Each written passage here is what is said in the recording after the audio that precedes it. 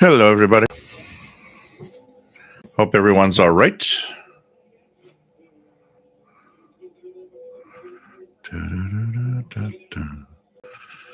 That's okay here. And here we go. Hey, everyone. Welcome aboard to this live show. Just going to take my phone. And this is always cool.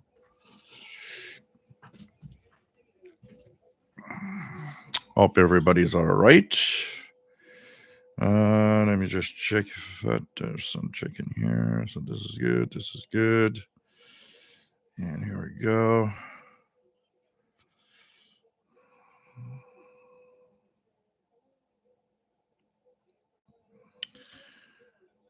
So, hey, everyone. Welcome to this Shortwave radio show. This is the Saturday edition. And of course, we're going to talk about this because from now on, for a certain amount of time, it's going to be Saturday only at 20 hours UTC. So, my name is Jill. I'm located in Montreal, Quebec, Canada, northeast part of North America. What's this all about? Well, we talk about radio, we tune the bands, we answer questions, just have a lot of fun with radio. And we're going to tune around and see what's on the bands, of course, at the same time. So I think this is going to be cool. It's nice to have everybody here as usual. And well, when there's a live show, that also means that there's a chat room where you can actually enjoy and have a great time with other people that are also in the chat room and just interact and just a great bunch of people with nice friendship and people that are just amazing. And so if you're new to the hobby, this is great. This is a great place. And if you're some guy that's been in the radio for 40 years and are experienced, well, I think you got your place here too, because we need of every level of viewer and of participation, so that sometimes some will have some knowledge that others don't, and so on. I don't know everything about radio. There's a lot of stuff that you guys know that I don't, and the other way around also. And you know what? After I'm 40 years of radio listening, intense, pretty intense, with the ups and downs that goes with it over the time. But um, I still today learn tons of things that I had no idea. And I think it's such a vast hobby, and there's so much knowledge in there that you end up regularly learning new stuff. When the live show's over, well, the party continues on the Facebook group, which is the same name as my channel here, official SWL channel. So with the Facebook group, you are able to, of course, continue the conversation after we after the live show. And when I listen to shortwave, I hear signals, I hear stuff that I think it'd be fun to share it on the group, because I know that sharing what we're listening to on the group is important, honestly, because what I notice is a lot of people have no idea where to tune or what to tune. And when people suggest stations, you're going to say, hey, I'm in whatever, I'm in the UK and I'm listening to this. Well, people in Europe and people in the UK know that they can try it. And even here in North America, we can try and see if the signal makes its way up to North America. But it gives pointers of, okay, well, that's on. I often post, somebody said once, well, you often post the same reception. Well, because I'm also a program listener. And being a program listener means I'm going to listen to the same station regularly. And I find it important to repost the information of, this, I'm listening to Radio Romania, or I'm listening to Radio Prague, or Voice of Mongolia, or whatever, for a simple reason. There's always new people in the group. There are people that forget that, the other day there was a guy that, was posted a Radio Romania in Romanian. And one of the things that he posted is, it's sad that's not in English. And I said, well, At the same time that you're listening right now, it is in English on another frequency that is coming in well to North America. And he was all surprised. He said, "Oh, I didn't think that Romania had English." And I said, "Yes, they have French, English, they have multiple languages." And so it shows you that sometimes what sounds obvious to a lot of us is not necessarily that clear to a lot of people. And so it's, by reposting what I'm listening to, even you guys, maybe you're not posting what you're listening to because it's like, well, I posted that last week or I posted that the day before. So I don't, maybe it's not important to post it again. Well, I think it is. I think it is because not only does it make the group active, it will reach someone that it didn't reach yesterday or last week. And I think that sharing what we are listening to and hearing is important. And, if you're not sure what you're listening to, just ask. Just say, hey, I'm listening to this in this language, this time. And, always put the full details because shortwave, it's not like AM, FM. Shortwave, depending on where you live, we're not here the same thing. So if you don't post where you are, already for a lot of people, it could be, impossible for some people to hear what you're hearing, first of all, but they don't know because they don't know where you live. And of course, time in UTC, try not to use local time. Local time is a waste of time for shortwave listeners because local time doesn't say anything. If you say, oh, I'm listening to, Radio France at, 4 p.m. local time in, in Finland. I have no idea what that time is in Montreal time. That's why we use UTC. UTC is there because I know that right now it's 20 hours and 8 minutes UTC. And wherever you live around the world, if you live in UTC world, it's 20 hours and 8 minutes. That reference is always the same everywhere. It's just the difference between your time zone that makes it different for you and me. But we all know when is 20 hours UTC when we're used to using universal time. So it makes it much easier. There are, we have that regular comment of, well, isn't it easier to use local time? It is not. It's easy for you and only you. Because you know that it's, I know it's 4 p.m. here in Montreal, but maybe you're in, whatever country you are, even in North America, depending on the time zone. It's like, 4 p.m. Montreal is what time is it in my time zone here? I have no idea what time zone you are necessarily. So UTC fixes that problem. We know what time it is thanks to universal time. So, David's Radio Room, nice to have you here. Nice to have you on board. Master Players Radio and Television plus Gaming, nice to have you on board from Morgan City, Louisiana. We have Richard Wagner, nice to have you here from Northeast Illinois. We have Levi Nathan from Israel, nice to have you on board. Rob, nice to have you here from Phoenix, Arizona. James Farley, KD2GUZ, nice to have you here from Old Bridge, New Jersey. Says 10 meters is open. He's also hearing 25 megahertz WWV. Arthur's Alley Crafter's Kitchen, nice to have you on board from Massachusetts.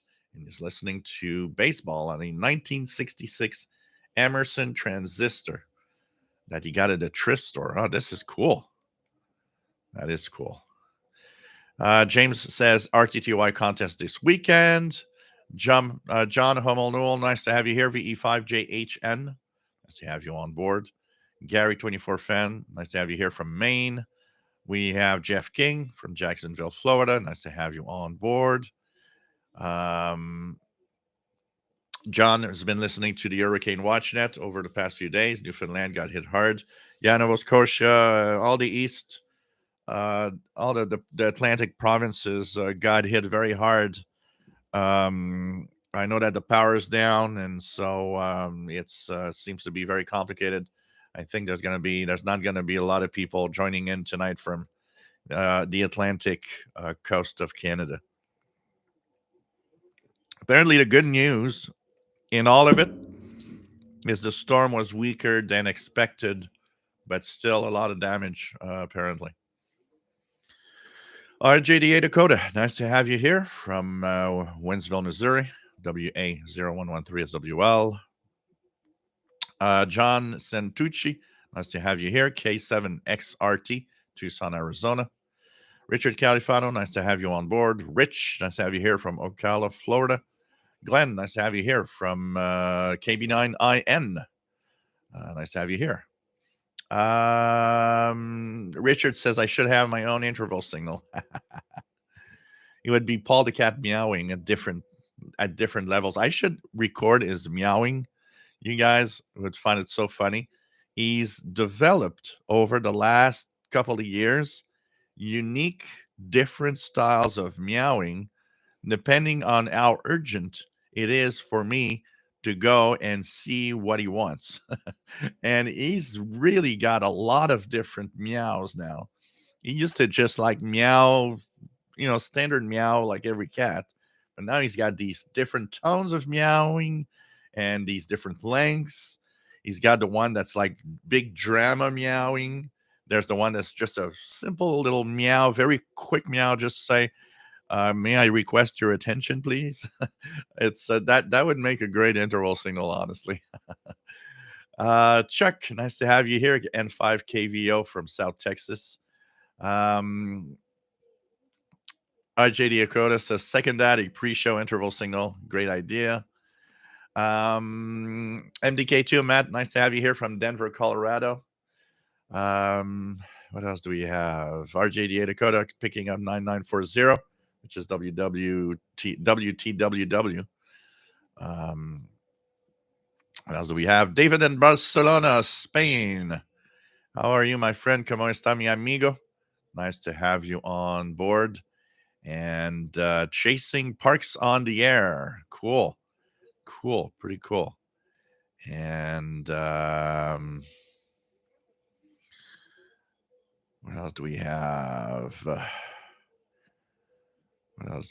So having fun with Ham Radio, David, that is cool. PLF Radio, bonjour et bienvenue depuis Lyon en France. J'espère que tu vas bien et que tout va bien là-bas. Ici, il fait quand même assez beau aujourd'hui.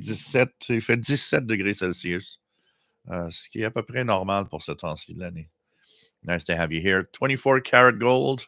Aloha. Nice to have you on board from Pearl City, Oahu. And just got his PL330. Great little radio. You're going to love it. Really going to love it. DJW. Nice to have you on board from Southeast Pennsylvania. Thank you, Rob. Nice to be here. David P. Miller. Nice to have you here from Cherry Hill, New Jersey. Paul, VT Radio, AA1SU from sunny northern Vermont. Just got back from the Northeast Street Rod Nationals.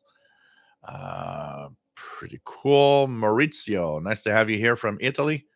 We have Michael, nice to have you on board.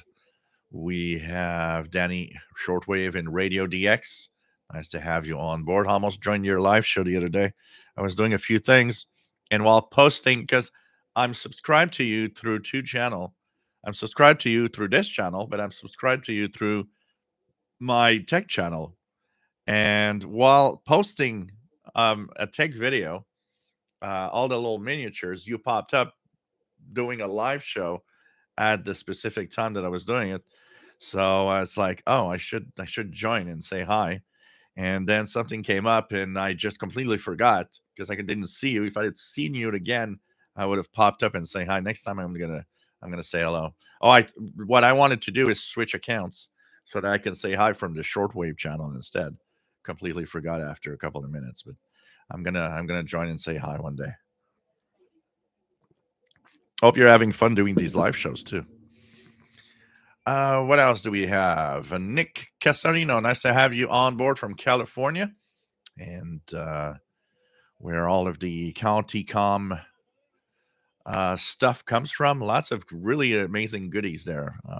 Flashlights, cases, all sorts of things that are really, really cool. And of course, the Icom GP7 SSB receiver, which is also the same as the Texan PL368, except that the Icom version has sturdier antenna on it.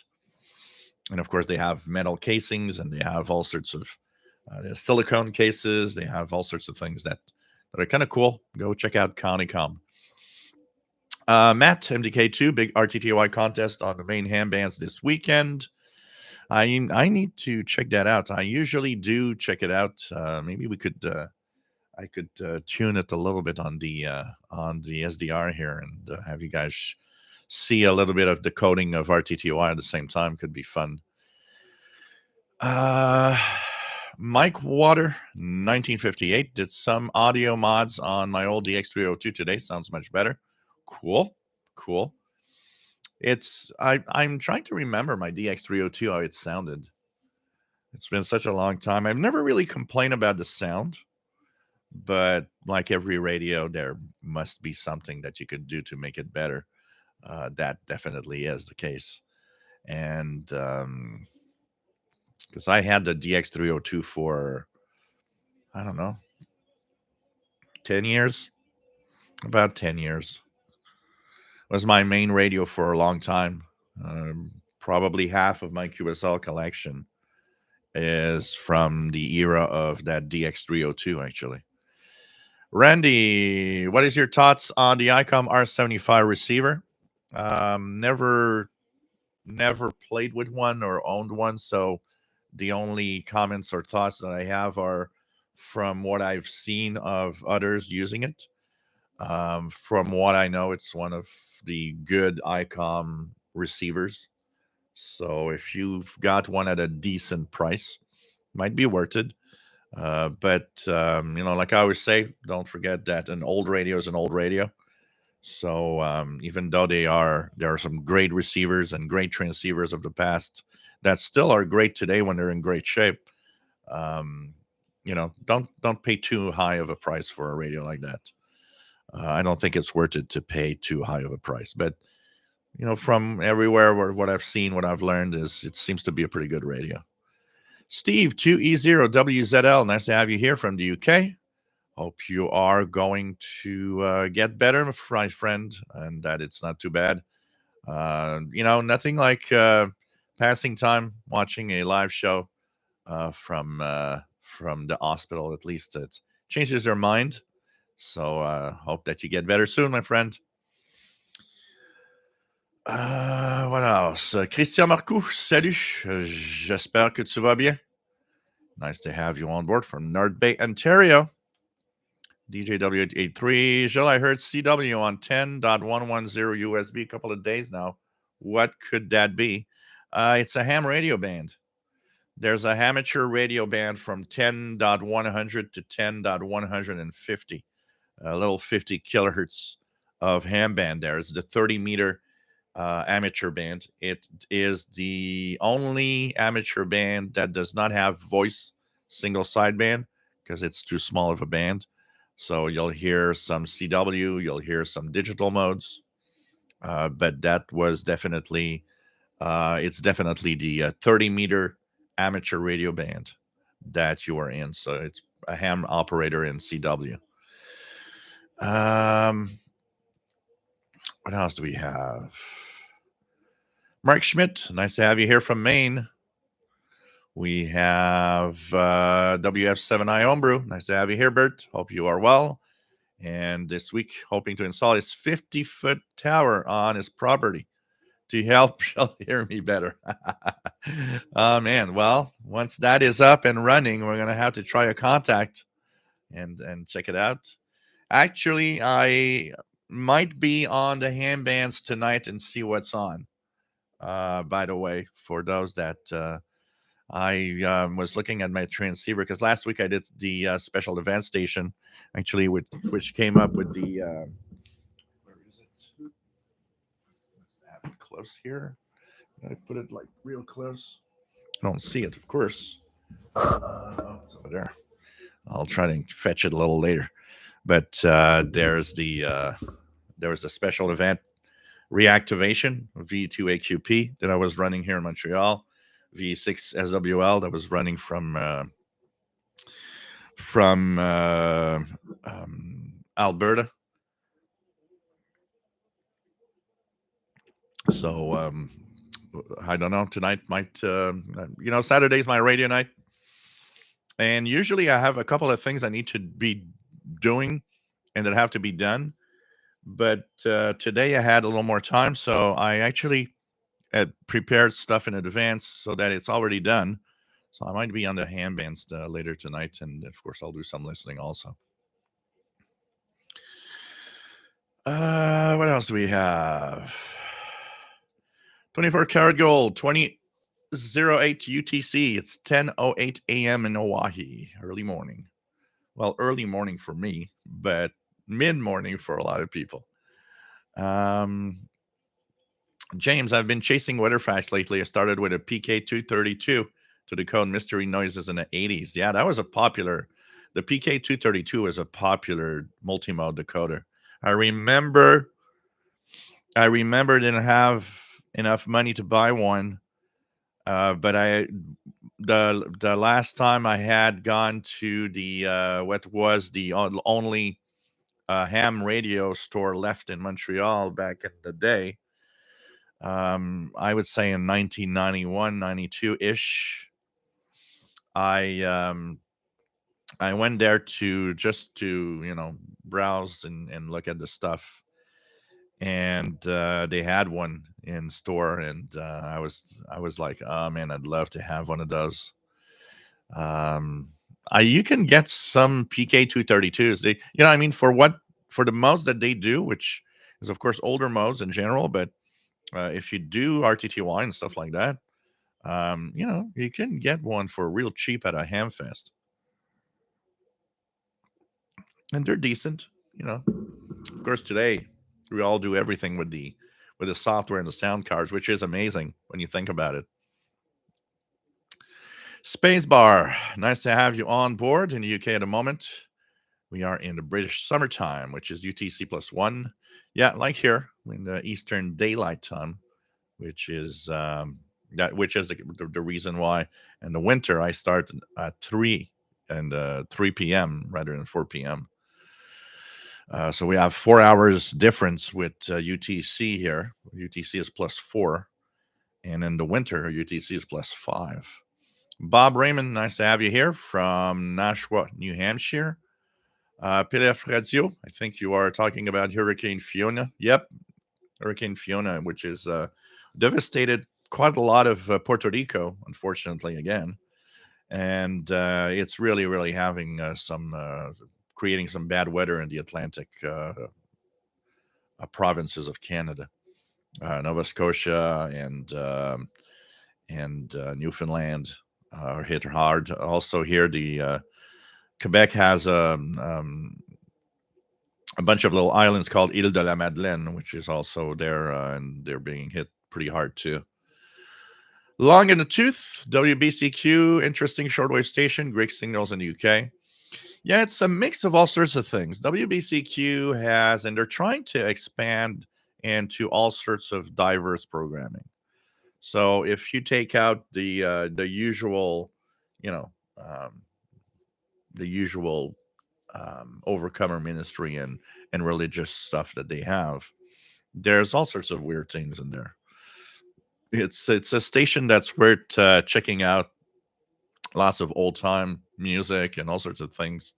So kind of interesting. But it's worth checking out, definitely. Beam Sea Bike, nice to have you on board from Switzerland. Pretty cool to have you on board. Did your first QSO on 160 meters tonight? Wow, cool. And well, we're gonna have to try it. I think I got 2 stations from Switzerland in my logbook from with my setup. So my signal's making it to Europe, definitely. Metalunar, did you ever have issues with medium wave breakthrough on shortwave when using long wire? I mean, the 30-foot wire antenna, but I have an AM station a half mile away and it's bad. I'll try a medium wave filter next. Yeah, when you're not that far away from a medium wave station, definitely, if you put up a long wire antenna, your radios are going to have a hard time.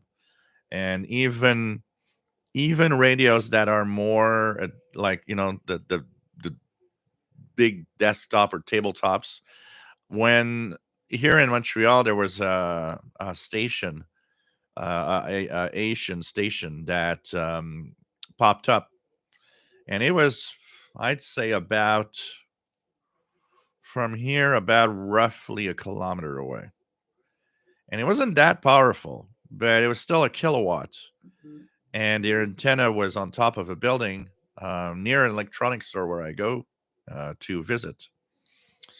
And I got to say that when they turned on that transmitter, so they were on 1610, I could hear it on my Icom on 16. So I heard on 1610, I heard the second harmonic on 3220. I would hear the third harmonic, which was on 4830, something like that, and so on. And it would even have some weird effects on my portables when I would hook up a wire on it. So I'm glad they moved because the reason they moved actually was because they were interfering with some of the services around where I am here, and because of that, they had to move to another location with the antenna, and they finally moved to the South Shore on antennas in the South Shore. But it's definitely a problem, and even when they're not that far away, here we got quite a few powerhouse 50 kilowatters in Montreal. If I take a Texan or a lot of the portable receivers, if I tune around at like 2 megahertz range, 3 megahertz range, I'll often hear very weak images or very weak harmonics popping up at some frequencies. A medium wave filter should actually work very well for that, for sure. Another thing also that somebody asked me that I answered back, and I thought it was interesting for those of you that have FM breakthrough on shortwave receivers. Um, Often the FM breakthrough is mostly to the telescopic antenna of the portable because it's designed and made well for getting the maximum out of an FM signal. And one of the things I was telling that guy that was wondering what to do, because he wanted to put an outdoor antenna and he was afraid. Two things in here. First of all, remember that a long wire might not resonate very well on FM, so it might be a fix. But the fix that I actually told him to do is get yourself an MLA30. The MLA30 at the VHF level of FM broadcast is not very sensitive. So it actually kind of blocks out FM from getting into the radio because it doesn't receive them very well. So that is a fix. And for effect, the St. G and ATS 909X2 here has a lot of FM breakthrough everywhere. But when I put the MLA30, when I plug in the MLA30 and the external antenna jack, no FM breakthrough, whatever. It works great. So it's kind of a fix. And at the same time, you got an outdoor antenna that improves reception. Neil Rigby, nice to have you here from the UK. Pretty cool to have you on board, my friend. So let's try to continue down.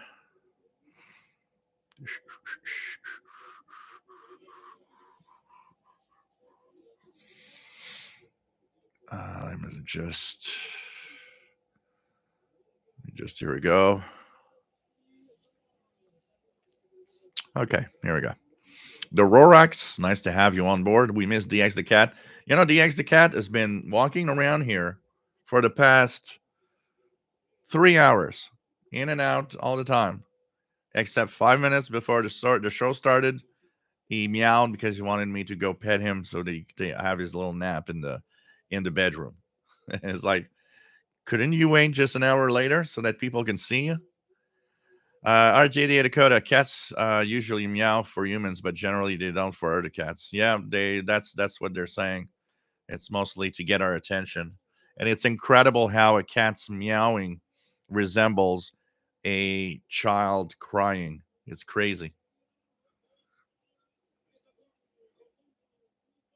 David Miller has a good copy of WWV 25 megahertz straight out here. Actually got Spain on 17855 on the Texan. 25. Oh, wow. 25 megahertz. Look at that, guys. I'll tune it on the. Look at that. It's 25 megahertz.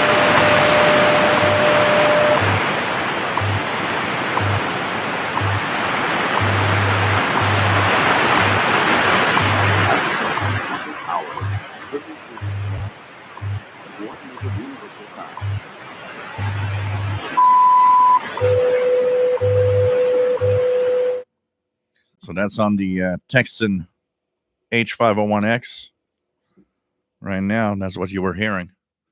Pretty good 25 megahertz. Moon Vision had the siren and other weird stuff on 6660 earlier. Funny.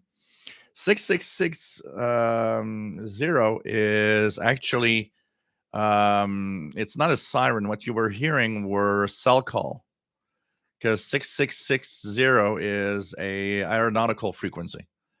So if you tuned in upper sideband, you would have heard the cell call, which is the selective calling tones to open the squelch in airplane radios, and you would have heard the air communications between planes. 6660 is a aeronautical frequency. So the sirens that you might have heard are probably the cell call tones being sent out. David Miller, I've not heard them in a while. XH Data D808 and Radio Shack DX390 both on whips. The changing of the season is helping out. For me, 25 megahertz WWV is mostly a winter thing. I almost never hear it in the summer, except for very specific special propagation. It's a way. It's an indication of how propagation shifts depending on each month and each season. Trustin, a good windy evening from Newfoundland. Power came back just in time to catch a live show. Cool. Hope things are not too bad over there. Chuck Davis, nice to have you here, says, anyone listening to the Hurricane WatchNet, which is, remember, the two frequencies they use is 7268 lower sideband and 14325 upper sideband when it's activated. What else do we have? Raymond Martin, nice to have you here from New Hampshire. W2CH. PLF Radio reached 21 Celsius over there. Just had a thunderstorm. Kevin Murray, nice to have you on board from windy Wyoming. KK7HGD, nice to have you on board, my friend. James Farley, does your friend listen to Shortwave? Nope, at all. Doesn't even have a clue what a Shortwave is all about. Keegan DXer, nice to have you here from Northwest Arkansas. Danny says, yes, they are fun doing live shows, more technical issues at times, but nice to chat with some in here. Cool. Robert Cross, nice to have you on board. No need to be sorry because you're late. Matt, low temperature reached 40 Fahrenheit, 4.6, but it's currently sitting at 80 Fahrenheit now. Yeah, we had 4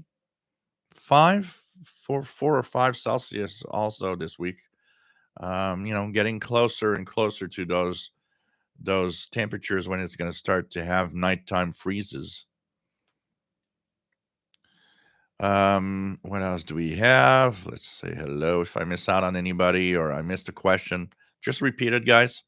Brian Penny, nice to have you here from sunny Cape Cod, Massachusetts. Raymond Martin, any more words on the Ethon Elite satellite? Yeah, it's pretty much not worth the price. Dan Robinson actually talked about it in several videos, tuning around. It's plagued with a lot of internal noise from the circuitry. And he actually has a great demonstration of using the original Ethon E1 and the new Ethon Satellite HD.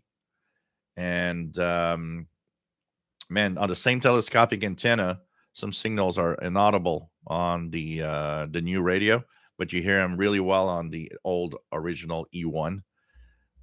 I mean, that radio isn't worth the price that it's sold for. It's a piece of crap. It's a piece of crap for the price that it's sold for. And the only thing they fixed pretty much on the radio with the firmware updates is the freezing of the HD radio signal. That's it. Nothing else. The antenna is flimsy. A lot of people were talking about it. The antenna is kind of flimsy. Still flimsy. They haven't done anything with that yet.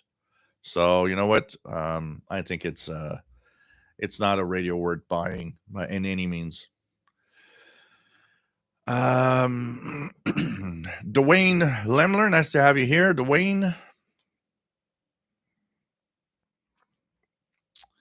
What else do we have? What else do we have? David's Radio Room. Wife wants to know if there's a place for women in radio. Any comments? Absolutely. We do have a few women that come here, and we have a lot of spots and a lot of place for radio and for any women that would be interested. The question is not, it always is interesting for me and probably for a lot of us to see how over time, look at the good old days. The good old days of really intense hobbies. Men were radio, were electronics, were computer geeks. We didn't see a lot of women. There were some, and I always wondered why women were not attracted as much to some of these technical sides. And it's I look at my when I was young, the hobby of my dad's hobby was pretty much buying anything that he sees that looks cool, and just of course including radios and computers and stuff. And my mom was knitting and stuff like that, and it was kind of very women hobbies versus men hobbies, where in reality it's like there's no gender to a hobby. It's all in our heads. There's no gender in anything of a hobby, you know. Um, so it is interesting how it is developed into there's a small minority of women, and there's this big chunk of men doing radio and computers and all of that. So definitely there's place for women. Um, it's just that women need to be interested in our hobby. That's it.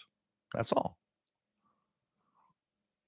And of course, the good thing about having, you know, a couple that is man and woman both enjoying radios, no more fighting about, I'm going to buy this new radio. Everybody wants it.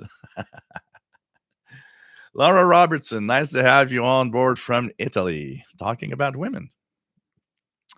Jeff in New Hampshire, nice to have you on board from the seacoast of New Hampshire, W1XTX. So, yep, the Hurricane Watch Net is on HF on 7268 lower sideband and 14325 upper sideband. It's activated in general when a hurricane is about to threaten land. So I don't know if let me just, is it active right now? You simply go to the Hurricane Watch Net, which is hwn. What is it? Hurricanewatchnet.org. What is the, trying to remember what's the, hwn.org. And right now, the net is not active because there's no, it's mostly a U.S. net for U.S. coast. So for now, there's no active storm pretty much for the coast of the United States. So right now, it says right now that it's not active. But it says activation for our net activation plans. They were expecting So right now it's not active. They were expecting to. So they're suspended operation at 16:30 UTC. But they say that soon, Hurricane Ian, which is the next one, might actually have the net reactivated. If you want to know when they're on, just go to hwn.org. Hurricane Watch Net. It's amateurs that run it. Another net to monitor when you actually have hurricanes in the Atlantic and the Caribbean is 15300, the mobile marine net, something like that it's called. That thing goes on all day long.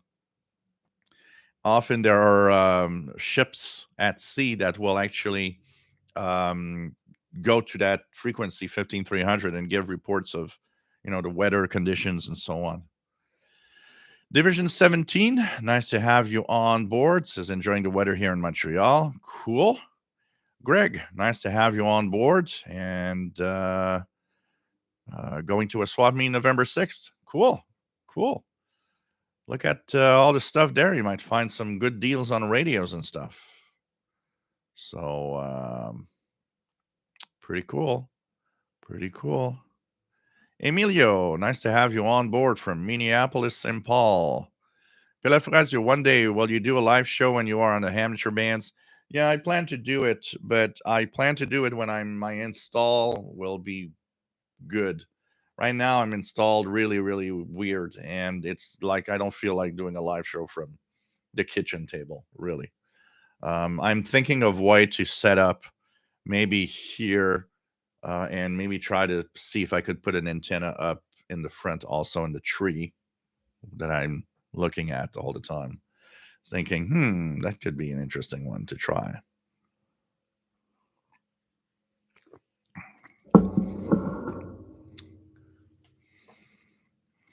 Roberto Rojas, nice to have you on board, my friend. Mickey Dalmage, nice to have you on board. Says, hard to believe. We are a week past the IDX gathering. Great success. Thanks, everyone. So nice to have you here from Sherwood Park, Alberta. It was a lot of fun to virtually participate a little bit here, and it was nice to actually contact also the Alberta ham station for the special event. So I'm sure I was looking at everything that you guys were doing. I was looking at the Zoom when you guys went to Don's place, and boy, for those that haven't seen the Lamont, Alberta site of Don Moment, oh man, it is. I was looking at it virtually. The antenna farm, just the antenna farm, is amazing. It's crazy. Man, I wish I would have been there. Maybe in the coming years, I'll be an occasion and we'll be able to meet up in Alberta. Mountain Metling. Just received a Texan PL330 yesterday. Cool. We're gonna have fun with that. Cool AM Radio, André, nice to have you on board from the Netherlands. Vicky Pelletier, bonjour. Nice to have you here. À quoi sert le 30 meter plus d'explication, s'il vous plaît? Le 30 meters, c'est ce que je parlais tantôt, la bande des 30 mètres. 30 meters is a amateur band. So, we talk about frequencies actually in terms of either kilohertz, megahertz, or in terms of the wavelength. And so 30 meters refers to 10-100 to 10-150, which is a very small Morse code and digital mode only amateur band. So it's like all the other amateur band. It's just that you're not allowed to have speech. Single sideband voice is not accepted. One of the reasons is because it's such a small band. You wouldn't have a lot of people talking on that band, and it would already be full. So they kind of, limit what you do depending on how big the size of that band.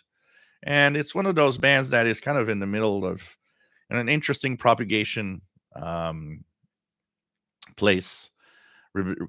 Has partly some characteristics that could resemble 20 meters sometimes, with partly characteristics that could also resemble 40 meters. So it gives it a very unique band. And you know what? It makes for an interesting band for those that just don't talk, those that love Morse code. It's kind of, you have your own unique little band there, and that's it. But like I said, most of the bands are divided into meter bands, or we often talk about them in frequency. So when we talk about, we're listening to 49. I'm tuning the 49-meter band of international broadcast. Well, I'm tuning, 5,800 up to 6,200 kilohertz. But it's referred to also as the 49-meter band, which is the same thing, but it's another way of saying it, using the wavelength rather than a frequency. So I don't know if it answers your question, Vicky.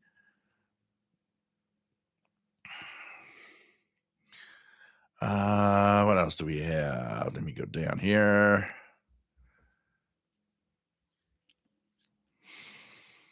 Cooliam just completed the new program with promo, including the relay over North Americas by Mixed Radio. Cool. With my promo included. That's cool. Thank you so much, Andre. Really nice to have that. And thanks so much. Thanks so much. Mountain Metaling is in Pennsylvania. Nice to have you here. Danny, Shortwave Radio DX, enjoying the cooler weather. Yeah, I'm also kind of enjoying the cooler weather a little more. Raymond Martin says, I hope Hurricane Ian in the Caribbean doesn't head north and come up the East Coast next week. Yeah. It's that time where we're the last couple of months before it kind of relaxes. But I think September, October, even November are kind of the most intense of the months usually. Here in Montreal, we often have what is left of these storms, especially when they come in through the Gulf of Mexico. Often what they'll do, they'll become like, they'll lose power, but they'll become really strong storms that will go up the East Coast and give us a lot of rain and wind. It happens quite often, and at least once every fall. Dean, KQ4ADG, nice to have you on board. Skipwave DX, nice to have you on board. Rich from the Catskill Mountains in New York. We have Artist Out of Crafter's Kitchen says Farpoint Farms has an interview with Ten Randall, owner of WTWW. Worth watching. Cool.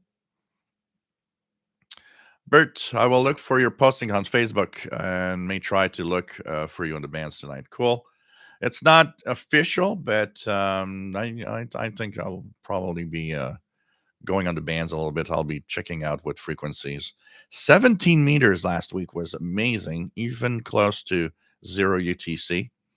I did a few contacts there, and I was getting into I got into Arkansas, I got into Wisconsin, I got into California, I got into Colorado, all on 17 meters, and everybody was giving me a 5.9. It was like, wow, this is so cool. David in Barcelona made his first QSO on 60 meters with a Parks on the Air station. Cool. Robert Cross says receiving more stations since he extended his long wire. That's cool. That's cool because there's a lot of things in that will help. If one of them, if you have a portable, if you could put up, a little longer antenna, a wire, something outdoors, definitely that helps a lot. Definitely that is already something that will improve your reception, especially if it's not too noisy in your environment. And if you have a wire outdoors, sometimes, making it a little longer is not a bad idea. It helps get even more signals. One of the questions that popped up also that I've seen this week, how long should I put a long wire? And I'll have two answers for this. Um,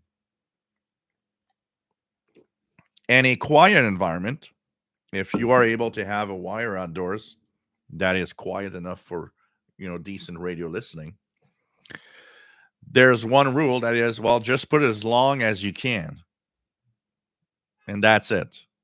You know, but at the same time, there's also a rule that for a lot of portable receivers, when you are past 30 or 40 feet, you don't see much improvement anymore when you extend it more than that. But you know what? Just put as long as you can and see how it goes and how it works. And if you get too much overload, just put it a little shorter.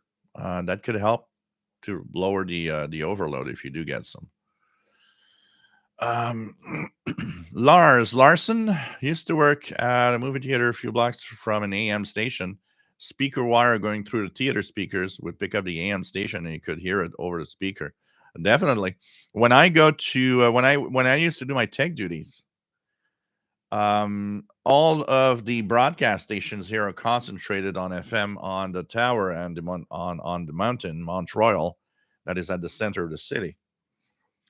And when I would go to places that were very close to the tower, very close to the mountain, you would hear people would ask me, why am I hearing music or voices on my computer speakers?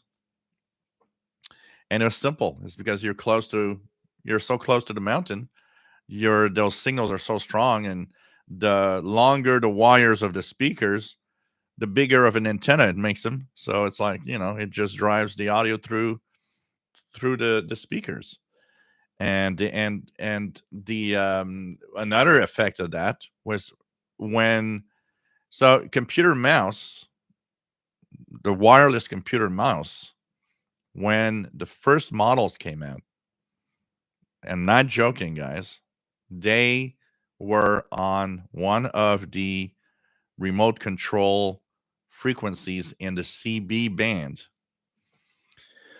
I don't know. I probably still have it somewhere. I need to take it out. I have an old Microsoft mouse from the 90s, a wireless mouse, and that mouse was on 27145.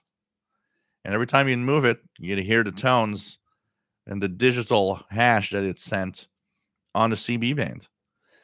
And so the first wireless mice were in the CB range, which is crazy because it was really interfered with a lot. And one of the funniest things about that was one day there's this guy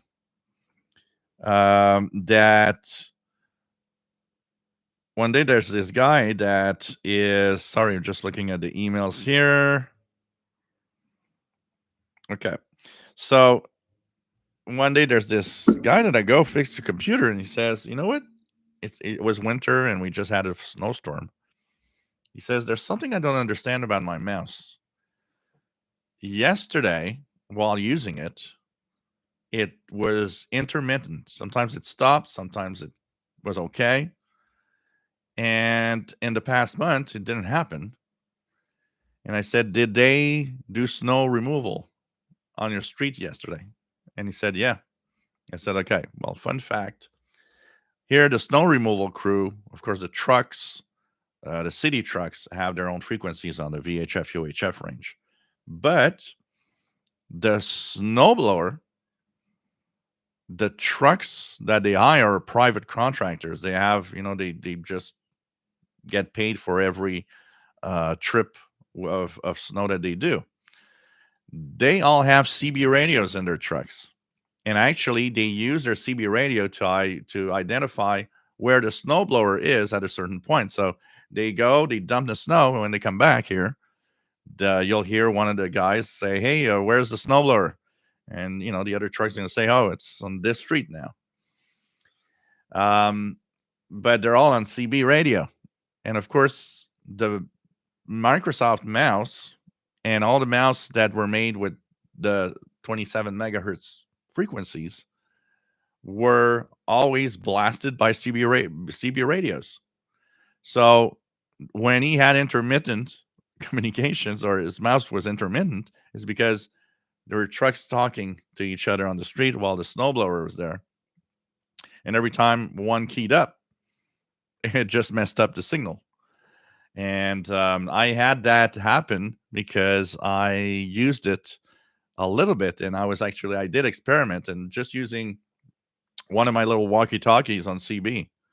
And I could be quite far away and be able to just blast the signal strong enough to just block the mouse.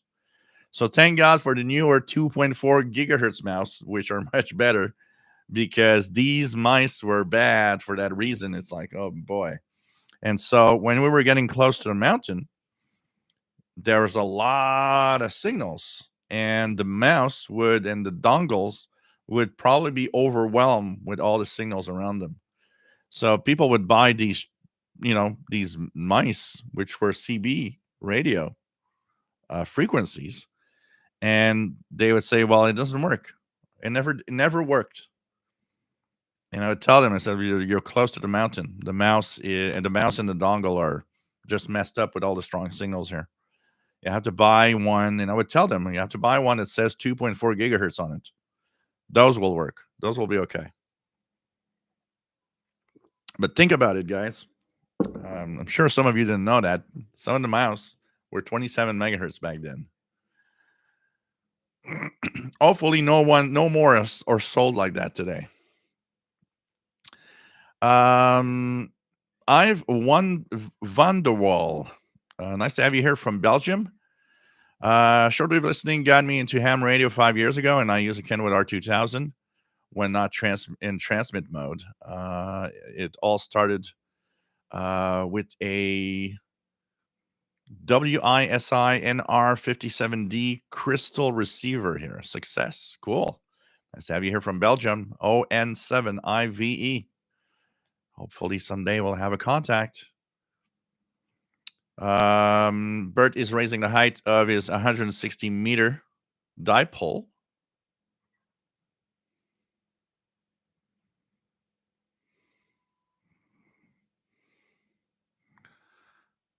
What else do we have?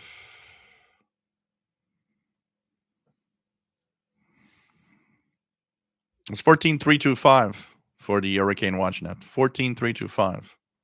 Did I see 15300? It's 14325. 14300 is the mobile maritime net. I didn't hear myself. Maybe I said 15. I don't remember. It's possible. You can't trust what I say.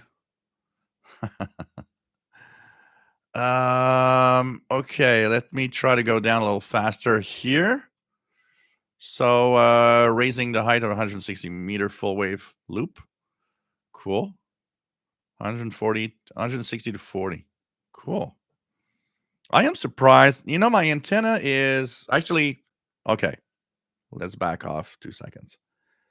The end-fed antenna that I got, which was sent by a fan, is about 65 feet long, something like that.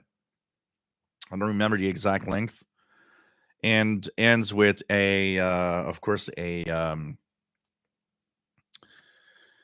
balun that is to match to the transceiver, and it's rated to be used from 40 meters all the way to 6 meters.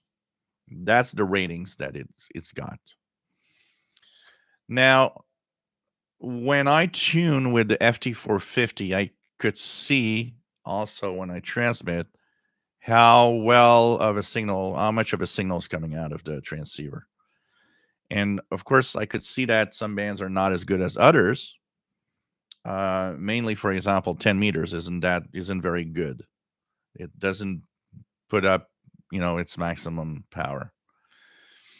So I suspect that the standing wave there is probably higher, but I don't have a standing wave meter, and I would need to actually. This is a purchase I need to do to check it out. It does have an internal, but I'd like to have something external that might be more reliable. Um, so what is interesting though is that I noticed that 80, which is not supposed to be supported, is actually quite good with the NFED. And I even had a contact on 160, which wasn't bad. So it's funny because the antenna tuner of the FT450 seems to be able to tune all the way down to 160, but seems to have a hard time on everything that is higher, like 10 or 6 meters. So it's kind of interesting. But now I've actually done an experiment with it. And the experiment comes from the first time that I did my my station, the special event station of VE2AQP. What happened is I decided to add another wire to it, and I threw a 75-foot wire into the tree of the neighbor. And instead of like taking off the 60-foot wire that I already had, I actually left it there and I added the other wire. So now it's like I don't know if you guys would have a name for it. Now I've got a V-shaped antenna. One is going towards the fence at the end of the backyard. The other one's going at the tree of the neighbor. And so at the V is probably, I'd say, about 40 degrees wide. And when I did that, I immediately noticed that on 20 meters, I was making European contacts even more easily than before. And also noticed that on several bands, 20, 40, 80, the signal, the power that I'm getting out of the radio is way more interesting. So I don't know if you guys have a name. Is there some kind of, it's not an inverted V, it's some kind of funky V antenna. I don't know if you guys would, say, oh, well, it probably is more like this type of antenna now, but it seems to be better and help me make more contacts. So I kind of kept it like that for now, but it also made me think, I should experiment a little more with all of this, try to get the maximum out of my transceiver when I'm actually using the ham bands. So I'm a half hour behind in the chat, guys. So hang in there. Coming down as fast as I can. So let's check it out here. Yeah, Kenwood R2000 is a good radio. Definitely. JDA Dakota says Glenn Auser's World of Radio rebroadcast on 160 meter station on 1860 at WA0RCR. That WA0RCR, today I can't hear. I hear there's a carrier. If I try, like late at night, if I try 1860 kilohertz, I can hear, and I can detect there's a carrier and there's something there. But when I lived at place before I lived here, I could easily, with my 100 feet of wire that I had in the backyard there, I could easily listen. I would listen to the ham because it's like a 24-hour amateur radio news service, basically. I would listen at night sometimes to the ham radio news they had on, and it was good enough for a good copy back in the day. But here, forget it. I've never, I could detect it, like I said, but I've never been able to listen to it. Mr. C's Garage, no worry about being late. You made it. That's the important thing. Cyber Flyer 1, nice to have you on board. What else do we have? Jay Watterson 69, nice to have you here. Dave Conti, does anyone know if the BBC announced in advance that they were going to be broadcasting part of the Queen Elizabeth's funeral on 21,735 kilohertz? I had read somewhere that they were supposed to. I had read somewhere that they were supposed to. I don't know if they actually did. Raymond Martin says, strongest FM station here near Nashua, New Hampshire is WCRB 99.5. Lowell, Massachusetts, 10 miles away. 50 kilowatt breaks through my Rady 760 above and below its frequency, about 400 kilohertz on either side. Here we got some hell of some strong stations. There was actually a station in Montreal. You guys are going to go nuts on this. There's actually a station in Montreal that today isn't using that power, but they at some point did. CKOI, CKOI, CKOI on 96.9. When they applied for their license, there was a typo. They applied for 30 kilowatts, but it ended up on the license being approved for 300 kilowatts. So when they saw that they was approved at 300 kilowatts, they pumped up that power. It was the most widely heard FM station anywhere. You were far from Montreal and you could still hear it blasting away. It was crazy. And all of that because of a typo when they actually acquired their license. Doitin DUY. New here to the radio stuff. Could you recommend me some good portable radio in 2022? Well, there's a lot of good models. Look at the Texan receivers. There's a lot of Texan receivers that are great.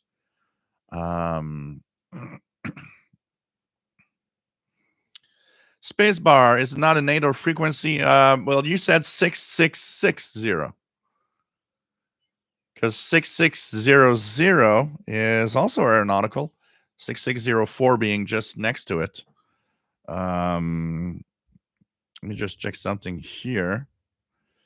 I'm going to check the...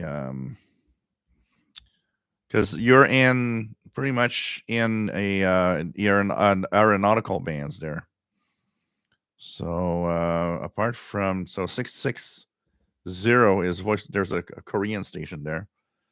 We're on 66 around 6661 and 6667, 6655. They're all aeronautical frequencies there of all sorts. So you're an aeronautical band, so I don't know what you were hearing actually. What else do we have? Robert Zhu says they still prefer the sync log on the PL680 to PL990X. Love your channel. Hi from Toronto. It does seem to lock a little better on the 680, definitely. But it's not much of a problem or of an issue for me because I don't really use sync on my radios much. And if I had a choice of one or the other, I would choose the PL990X over the 680 if you have the money to buy it, because it definitely is a better radio in its precision of frequency tuning and all of that. Not necessarily a better radio of you're getting more. You're going to get the same signals on the 680 because it's as sensitive, though. Yeah, Greg, have fun if you're at the Amfest. You're going to have a lot of fun.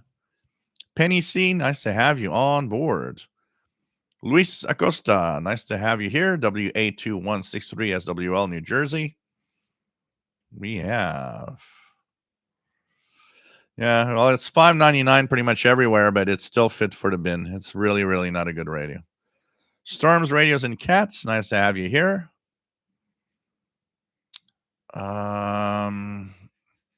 Luis, yep, 20-meter band. Every amateur band that has a radio teletype part is busy. There's a contest, RTTY contest.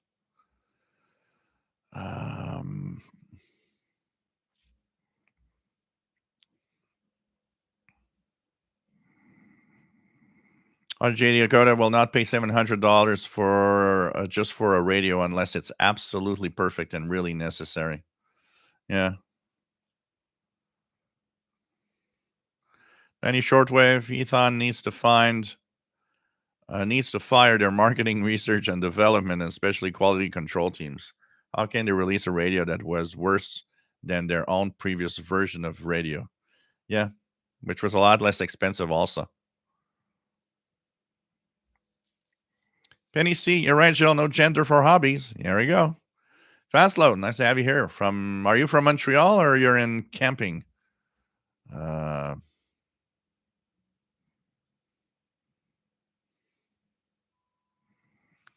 For under $100, get yourself a Texan PL330.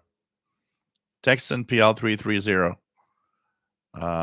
Or a XH Data or Ceodon D808. You'll have great radios with those. The XH Data Ceodon has one advantage: RDS on FM and also hairband, which the Texan PL330 does not. Texan PL330 has precision and tuning frequency and calibration, which also is great.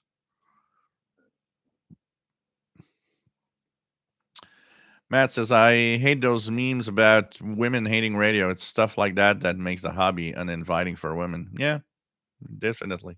It's like most hobbies that are defined as guy things.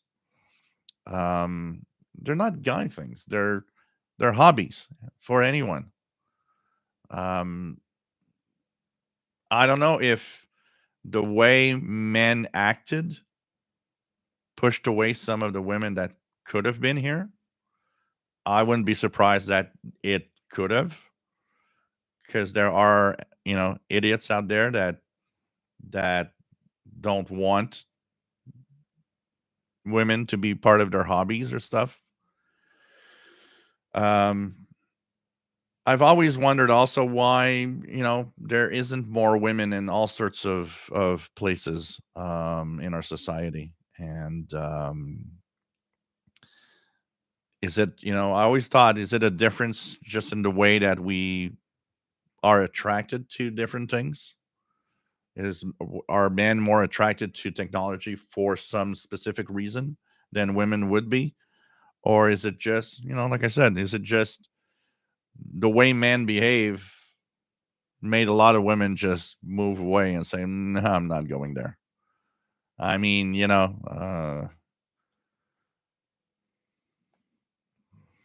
Radio says most women I talk to in the hobby got into it because of their old man. Not all, though. Yeah, definitely.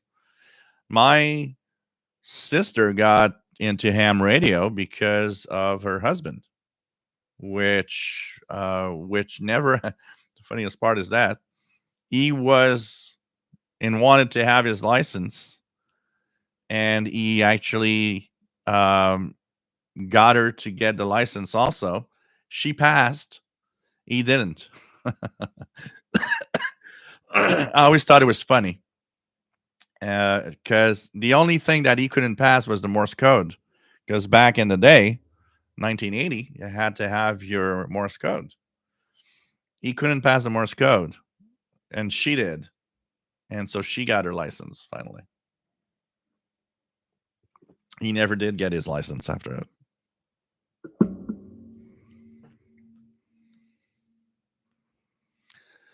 it. Cliff Moores, nice to have you here. James Farley, I might get a Q900 transceiver for $625 US. Your thoughts? I don't know. I don't have thoughts really for that, honestly.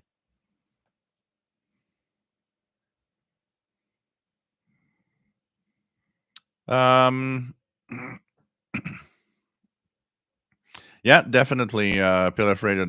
There would be the VHF range. Actually, if anyone that is for the living in those areas, the VHF range for would have weather alerts. They're very specific to the weather alert stations that are in the areas that are affected. So, like here in Montreal, I would not have any weather alerts at all. But if you would be in the Ile de la Madeleine, for example, you would get those VHF weather alerts definitely. Cool AM radio. Jill, did that female, I think her name was Sarah from the Coast Guard, ever reacted some months ago? Yeah, yeah. She commented on the YouTube channel. And her colleague that also was working with her that night also commented. She said we made her night. She was just so amazed that we called in and listened to that stuff. And she said, "Wow, you made my night. It was crazy. That was so cool. That was so cool." Still, I'm still today. I was so amazed. I was so amazed that that somebody answered. I was not expecting it. I see a number go through on that the code, and it's like, well, let's call the number and see if somebody's there. And it's like when it said hello, it's like, whoa, okay, total surprise. Now, what do you do next? I can't hang up. You gotta continue. Oh man. All right, JD Dakota, listening to radio shouldn't have to be a gender thing. Yep, absolutely. Jeff, New Hampshire, my personal experience in ham radio is that yes, it is male dominated, but the women we do encounter in the hobby are appreciated, highly respected, and welcomed with open arms. I hope so. I hope so.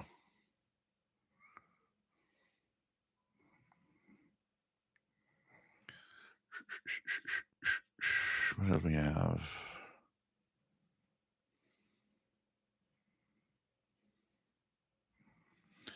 Um, yeah, if I said 15,300, it was 14,300. I was thinking of 19-meter band or something.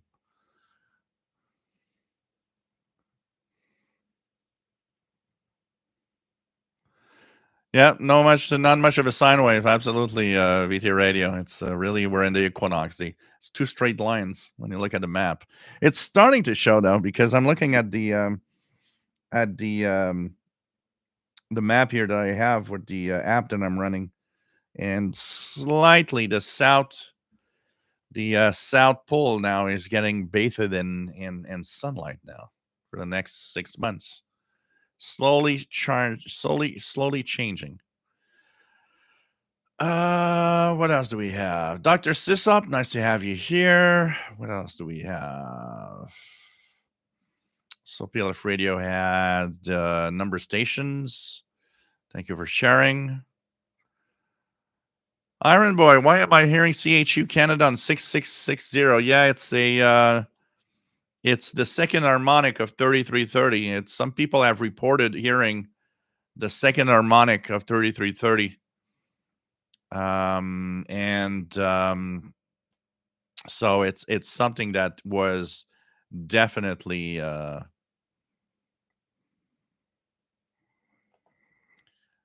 definitely just gonna do something here.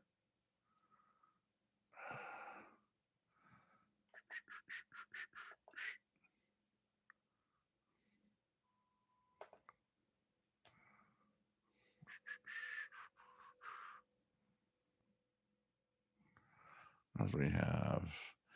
Matt, I had a USB mouse that made noise on the CB band when I used it. I assume it was all to do with the proximity to my SDR. Yeah, probably. Anything that had, cheap USB cables, no, not shielded, nothing could easily make noise everywhere.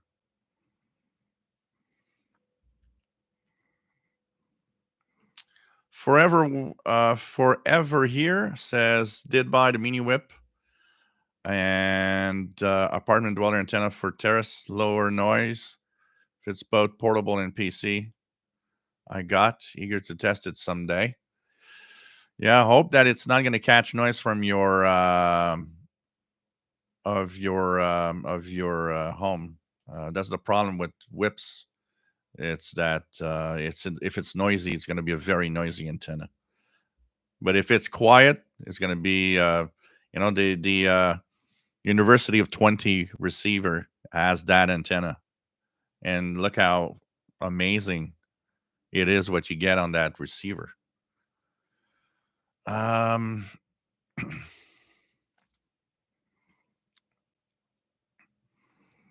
else do we have?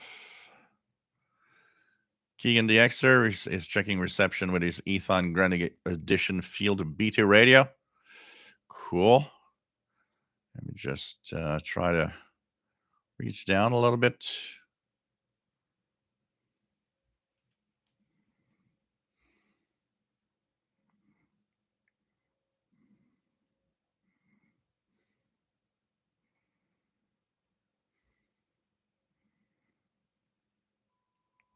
Yep, Hurricane WatchNet is usually 7268 lower sideband and 14325 upper sideband, but it is not active at this moment. It says on their website that it's not active.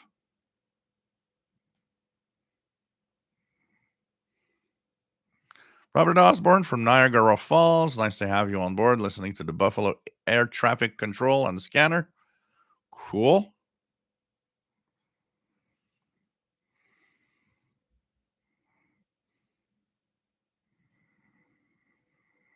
No, I don't do a UHF VHF show. Actually, the purpose of the VHF UHF channel has shifted to my ham radio. It's just that I'm not doing anything with it right now. The CB band has always been crazy, Iron Boy. It's been like that forever.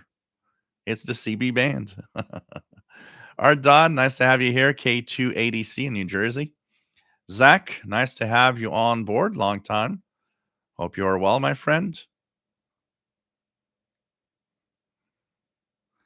Long in the Tooth says, for me, a radio must have a dial so I can orient myself around the bands.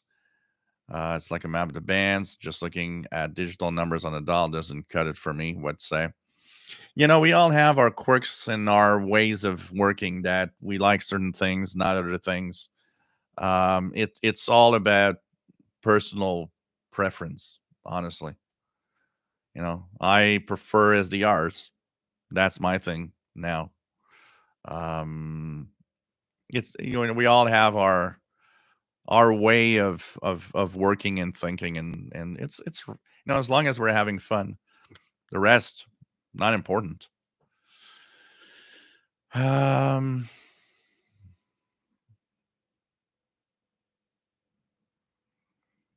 So Spacebar says my Yaesu FT 1000 MP will tune top band on my end fed wire, but the efficiency isn't great.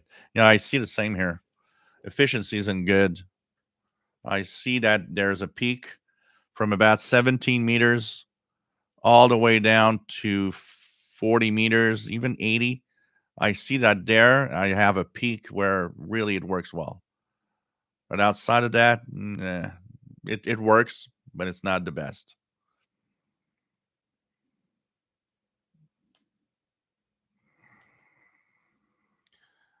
Yeah, Dr. Sisop, the Ethon Satellite HD is it played with internal noise, which is a huge issue.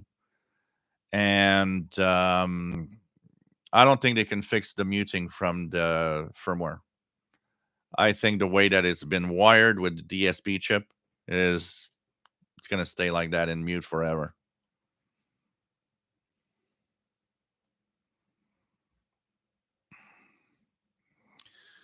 What else do we have? Yeah, Ethon receivers, the texted receivers. Sorry, you have to you get them from the you have to get them from a non-code. It's the best place to get them, definitely.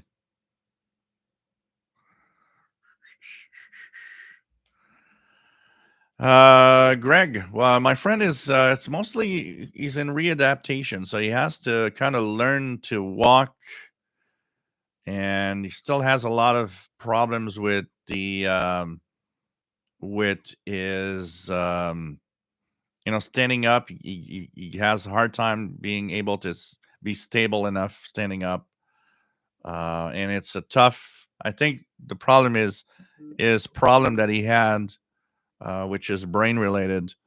Uh, Took a lot of time before they got operated on, and so the damage is probably higher.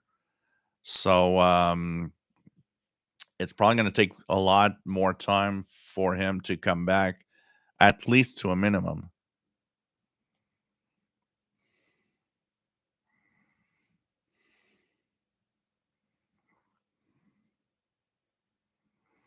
The Rorax, my favorite method of hoisting my antenna wire into the tree, throwing it up.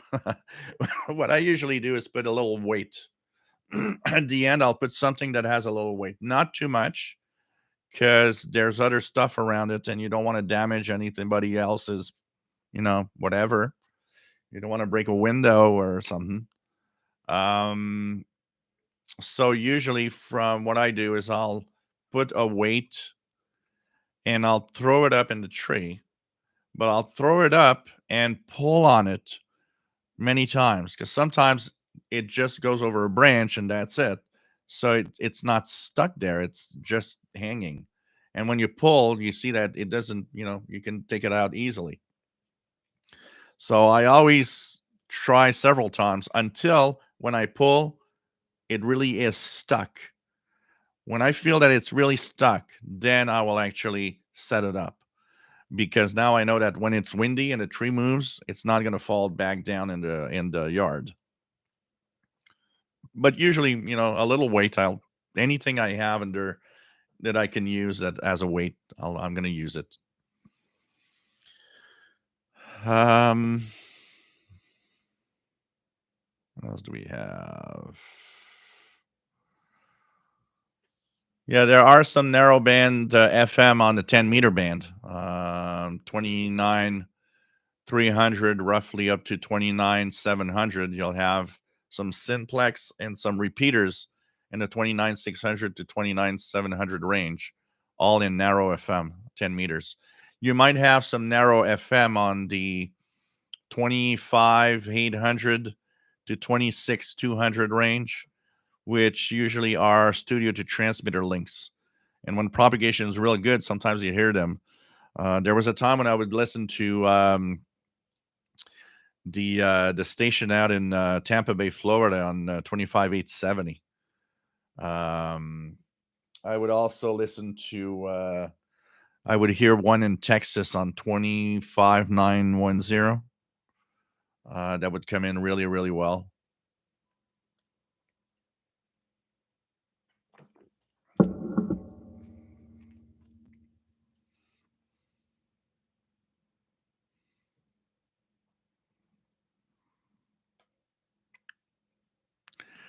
George, nice to have you on board from Mexico. How does How to Craft His Kitchen? Gender-based myth that men are radio hobbyists and women roll their eyes at them goes back for decades because the hobby still has many older members who grew up with this. You just look at ads in magazines from the 50s and 60s. It was definitely women things and men things, men hobbies and women hobbies, and there was a way of thinking from the old generation back then. I don't know where I was on the internet the other day. It was ads from magazines from the 40s, 50s, 60s. You look at the ads and you're like, oh God, really? That would not that would not work today. Raymond says, my wife Marilyn, KC2NKU, says men with AM radio is not a hobby, but an obsession. And they like to talk, unquote, from W2CH husband. uh,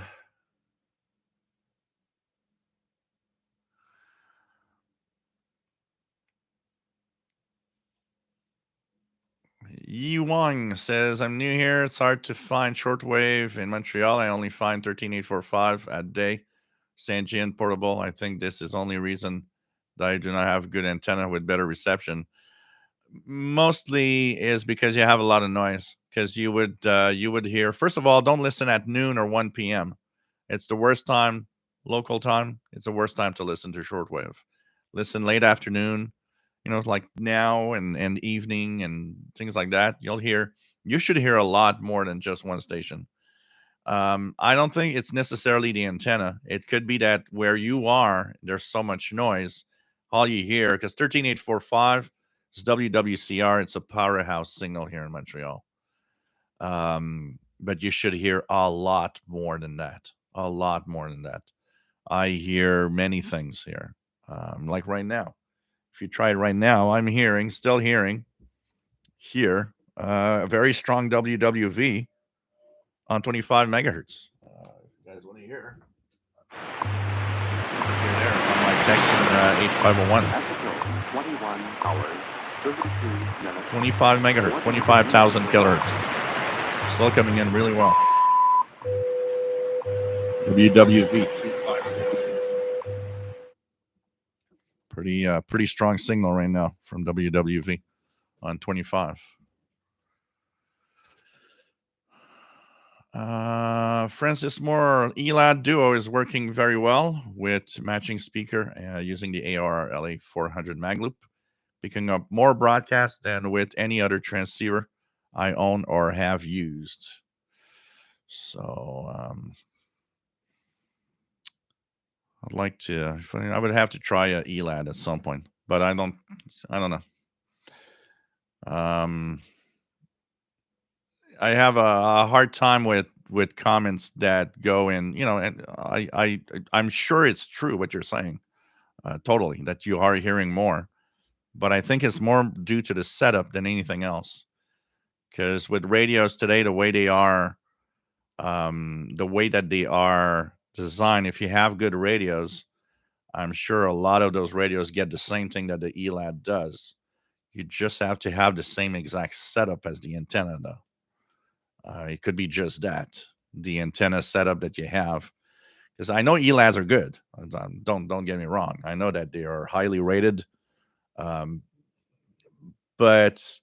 I got $2,000 radios here, and I can tell you one thing is that none of them gets a signal that I don't get on Texan PL 990 or H501X or even on the Sanji and ATS 909. It's really more the setup. That said, the HELAD and the way that all the like the SDRs and the different radios have settings and have functionalities that might enhance that reception, though, that's for sure, and make it more maybe easier to listen to. Absolutely, that is possible. What else do we have?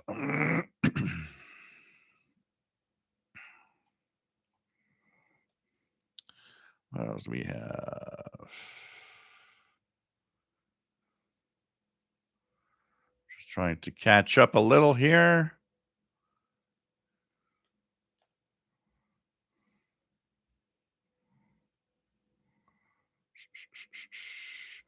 Vicky Pelletier, explication, les harmoniques. Okay, harmonics. So a station will broadcast on a specific frequency. Okay, Vicky. So we're going to talk here in the case of the CHU, which some people are picking up on another frequency that shouldn't be there. An harmonic is will be the frequency of the station multiplied by, depending on the harmonic. So an example, a perfect transmitter and a perfect setup should not have harmonics. Okay, if you had a 100% perfect setup, your transmitter, so CHU on 3330, would be on 3330 only. If you ever get very close to a medium wave AM station, you can try it with a portable when you get very close, no transmitter is perfect. No transmitter is 100% resonant on only the frequency that it's on. There are specifications, so you have to follow like FCC guidelines, or here in Canada, um, you'll have guidelines that are going to be decided of how much harmonics are you allowed or permitted to have so that it doesn't interfere with anybody else. Because harmonics have one problem. You might be interfering with some other transmission if your harmonics are too strong. So usually the harmonics are kept at the minimum amount possible. You might hear an harmonic of a station if you're really close to it, but once you move away, you'll notice the harmonic fades away real fast. So an harmonic is simply the transmitter's oscillation that can be multiplied by 2, 3, 4, 5. So an example is 3330. The second harmonic is times 2. 3330 times 2 is 6660. And so on. Radio Havana Cuba is a great example of harmonic creation. Radio Havana Cuba has many frequencies that are actually monitored regularly that are not even transmitted on. They're harmonics of another transmitter. An example of that, 12,000 kilohertz. Half of the time that you hear Cuba on 12,000, it's the second harmonic of the 6,000 kilohertz. And so Radio Havana Cuba has many harmonics up to up to 20, 22, 23 megahertz when propagation is good, showing how their transmitters are not top shape. They're not that well,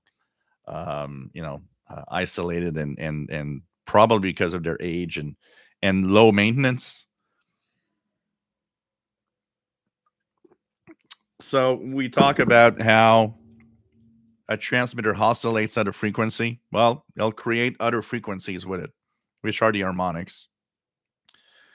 In the case of CHU, 3330 becomes 6660. Some people monitor it. I don't know if let me try it here. 6660. So I'm not hearing anything on 6660. I believe I did at some point when it's really strong. I should try it later tonight when CHU is at its peak. In general, the harmonics, like I said, are there. If they're strong, it's because the transmitter is not well maintained and it's not well, all the feed lines and the transmitter itself, the electronics have flaws, and that can make some really strong harmonics that go up 2 times, 3 times. So harmonics always a multiplication. If you're hearing a station on 1,000 kilohertz, if it produces tons of harmonics, you'll hear it on 1,000, on 2,000, on 3,000, on 4,000, on 5,000. So it's always the multiplication of the frequency. So the initial frequency is the fundamental, the one where it's transmitting. Their harmonics are going to be times 2, times 3, times 4. So Cuba, 6,000 kilohertz. Second harmonic times 2, 12,000. Third harmonic times 3 would be 18,000, and so on. So the worst transmitter cases, you'll hear the third, the fourth, the fifth harmonics. Harmonics are created with the oscillation of circuits. And an example of harmonics that are really being a big problem for us is in switching power supplies. Switching power supplies have and use high frequencies for so that the electricity from, say 120 volts or 240 volts is stepped down to 12 volts or 24 volts, for example, for our electronics. The way that it works is that in the good old days, you had a huge transformer for, devices that use a lot of power, because the more you needed power, the bigger the transformer itself needed to be, and it generated tons of heat and the process. Then someday somebody invented something which is the switching power supply. If you take the voltage and you take its frequency, our frequency here in North America is 60 hertz, in Europe 50 hertz. If you take that, you push the frequency of that electricity in the kilohertz, 30 kilohertz. You suddenly need parts that are much smaller. You generate a lot less heat, and you can handle high power, very high power, and very small chunk of equipment to give power to your electronics, because most of the electronics we use low voltage. You know, transistors don't really work at 200 volts. There are some transistors that do, absolutely.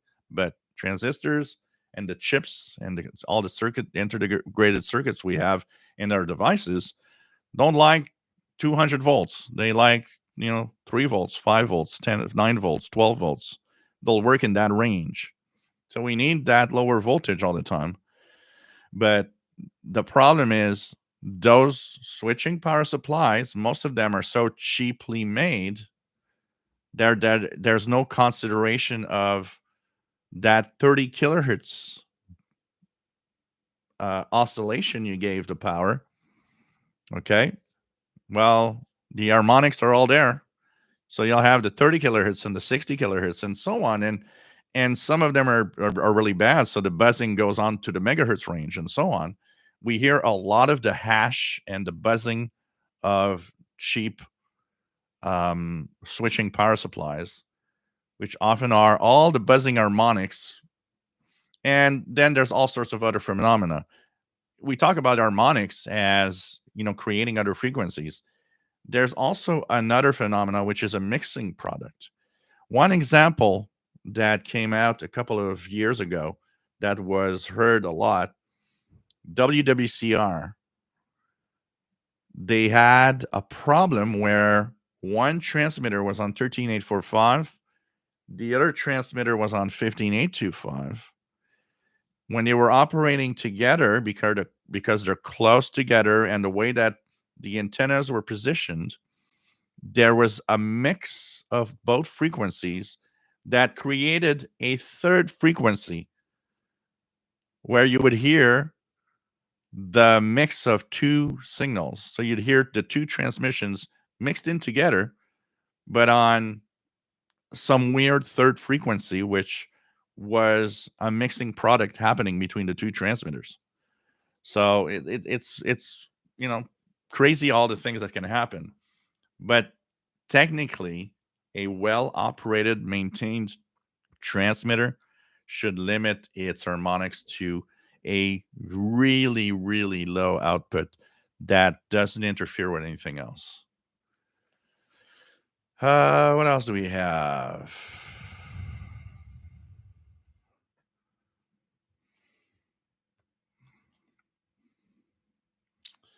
Raymond says, I think there's a grandfather station FM on Michigan, WOOD, running 300,000 watts. Well, Mr. Squirrel, is there a live stream that you do when you are actually DXing? I used to do off, maybe that now that I'm once a week, that could happen more often. I used to do, and I know a lot of people liked it. I used to do a random, let's do a live show, just do a live stream, and I'm going to just tune around the bands. And I did that in the past, and I know people like that. So I think that could be something interesting that I could throw in if I have some time. Now that I'm doing only once a week, maybe that could be something of interest for some of you. So let me check that. Chicho channel, nice to have you here from Argentina. LU1APS, nice to have you on board. James WRQX585 from Prospect, Connecticut, nice to have you here. What else do we have?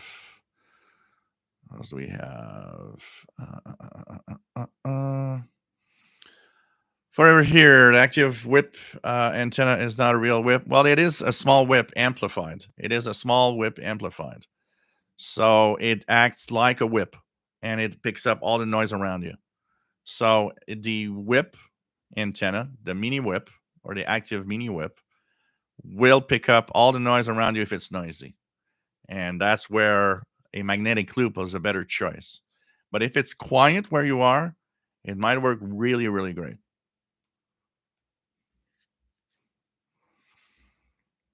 What else do we have? What else do we have?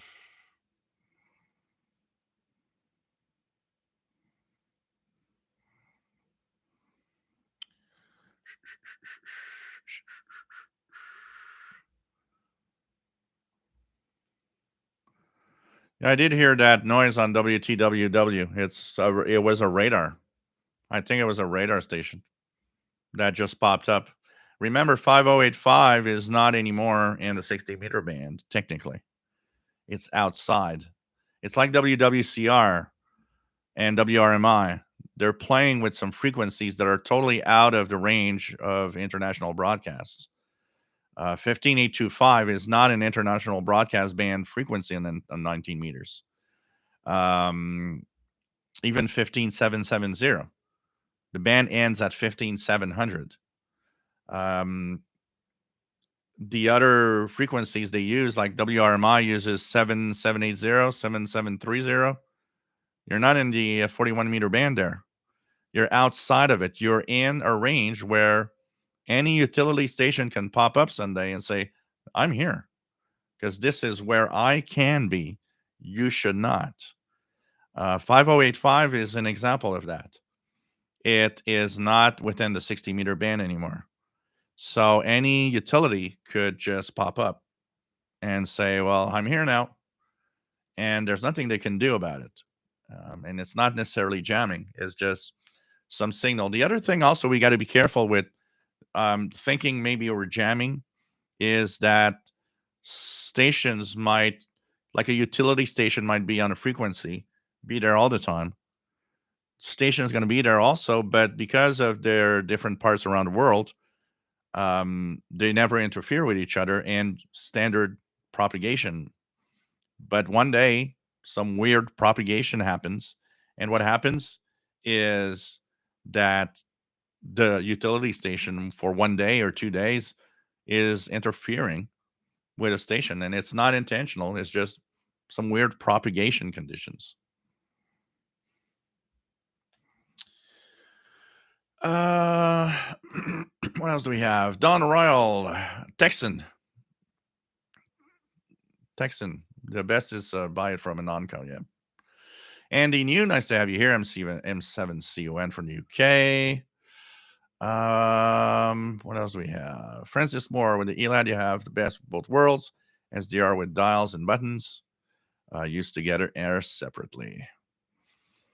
Billy No Mates, what are your views on the U-Loop antenna? Plenty on Amazon. I really like the wide bandwidth of 10 kilohertz to 300 megahertz. The U-Loop is, I know it's optimized mostly the real ones because you got to be careful on Amazon. By the way, 90% of Amazon U-Loops are fake U-Loops. They're Chinese U-Loops. Not the one that you can purchase directly from AirSpy. That's one thing to know. And they're not exactly the same. It's cheaper. Still works. I'm not saying it doesn't work. But if you buy a U-Loop, don't buy it on Amazon. Buy it directly from AirSpy. You'll have the real U-Loop. I believe the connectors are a little more, kind of a little more sturdy.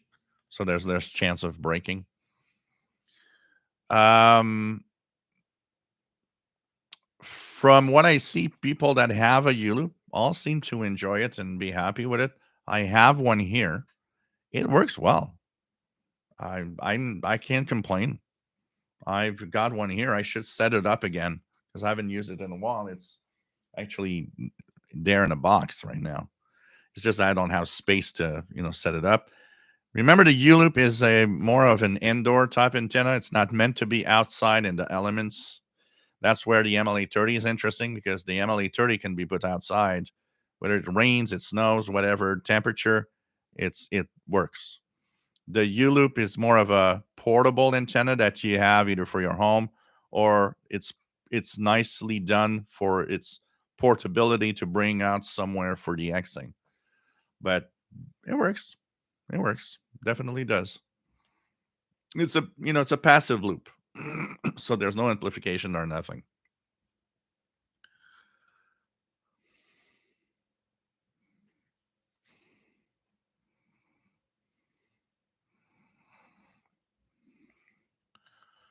Um, think about a U-loop and an MLA30 as being, one is an active antenna that is sturdy enough to be outside, the MLA30. The other one is a passive, so there's no amplification. So the signals are going to be there still. It's a magnetic loop, so of course it will reduce noise, as these loops do in general. But in general, they perform well. Derek, nice to have you on board. Just made a dipole from old speaker wire. Cool. And where are you located in Canada?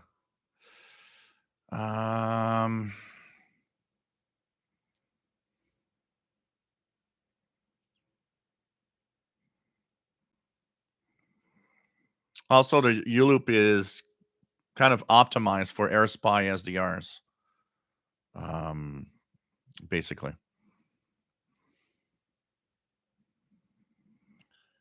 Penny C, any good stations to listen to world music, Spanish music? Radio Havana, Cuba has some excellent Cuban music.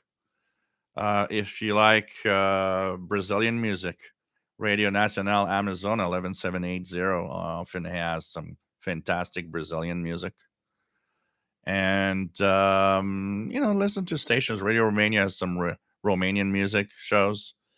And, just tune around. Turkey, Voice of Turkey has a lot of Turkish pop.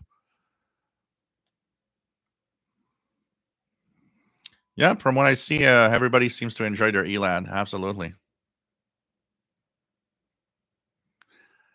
John Beckham, nice to have you here from Northeast Florida.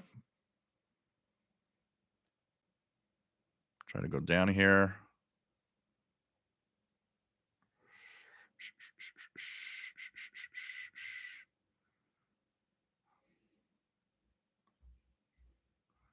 Going down. Yeah, CHU's on 3330 7850 and 14670.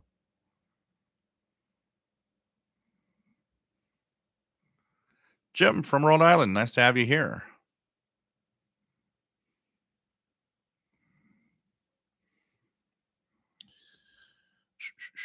Yeah, Hurricane Ian is the next one to look at. And when that gets close to land, there's going to be reactivation of the Hurricane Watch Net. MDK2 arrival of fall is making medium wave harmonics show up on 6-7 megahertz range at sunset here. Local stations are still on older schedules. Oh yeah, because they haven't yet reduced their power for the nighttime. 6377 AM anywhere?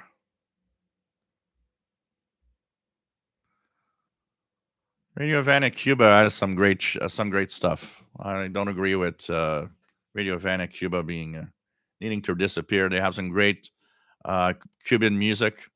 They have some interesting stuff in there. You take what you want and you just ignore what you don't want. That's mostly what I do with broadcasters. Voice of America is propaganda from the United States. I take what I want and I ignore what I don't want. Every station, international broadcast is like that.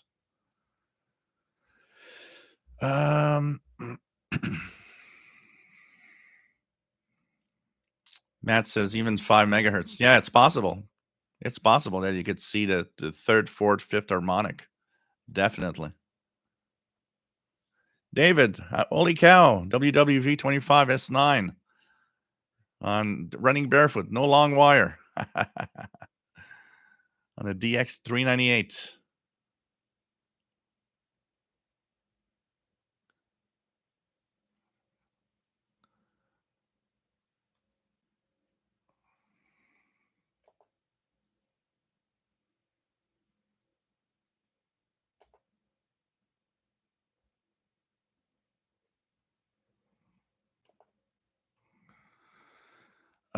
Raymond Martin, sometimes Radiovania in English, 6,000 low modulation compared to other stations. Yeah, they actually they have a lot of transmitter problems. Sometimes it's distorted, sometimes it's too low. Depends on the night. Each night is different. As Glenn Hauser, there's always something wrong at Radiovania, Cuba. DB Ostrowski, nice to have you on board from Toronto, Ontario.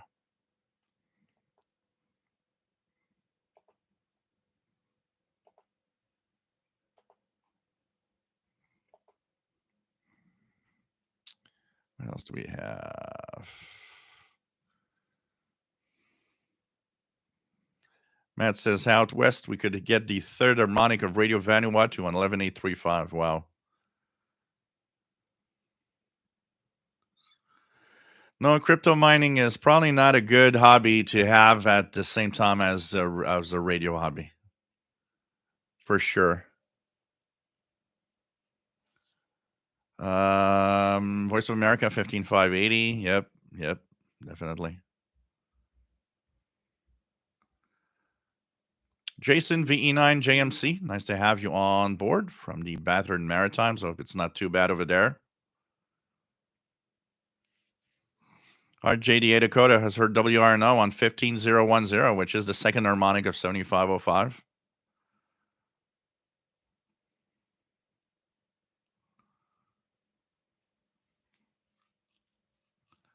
Francis Moore, the Russians sending code in Morse at present. Yeah, we had a few examples earlier that that our friend PLF Radio has shown.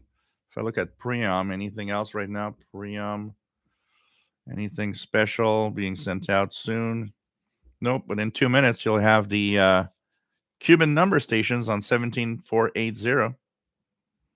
Cuban number station, 17480 in 2 minutes.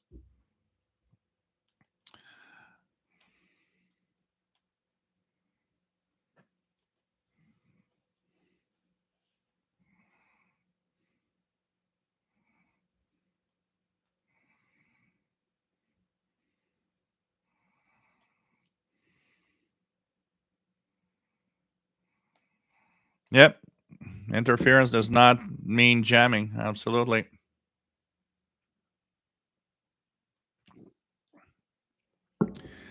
I would say that nine out of 10 signals that people say, "Oh, it's jammed," isn't jammed.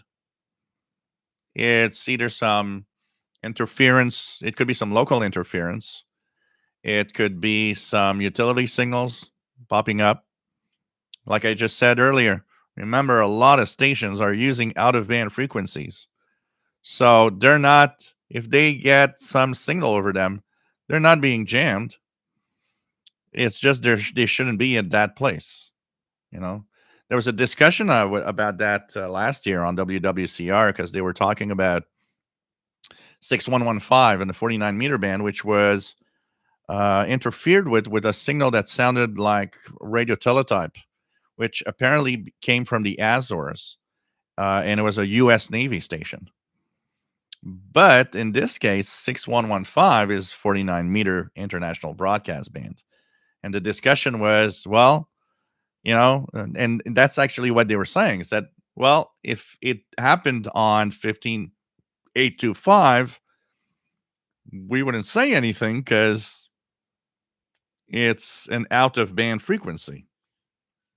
But they were complaining now because it was like, well, it's on 6115, 49 meter band. So, you know.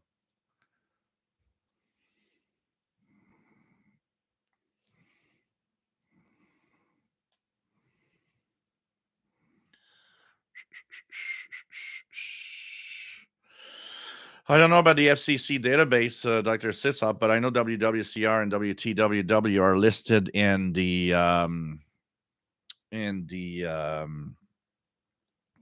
what's the name? The HFCC, which is the High Frequency Coordination Committee.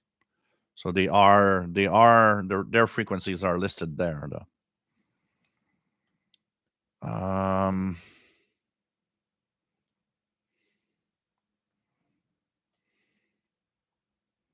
What else do we have? John Santucci was an engineer for AM/FM station in the Chicagoland area in the 70s. We had restrictions on our ERP. We would interfere with a Michigan station. Yep, and there's a lot of um,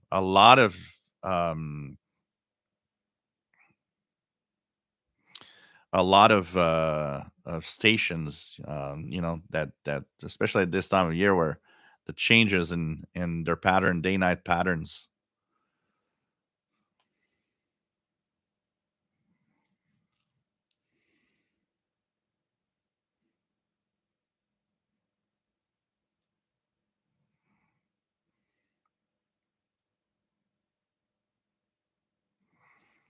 Penny C, no problem.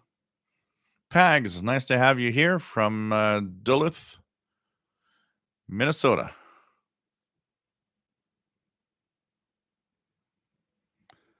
Francis Moore, thank you so much for the tip. Much appreciated.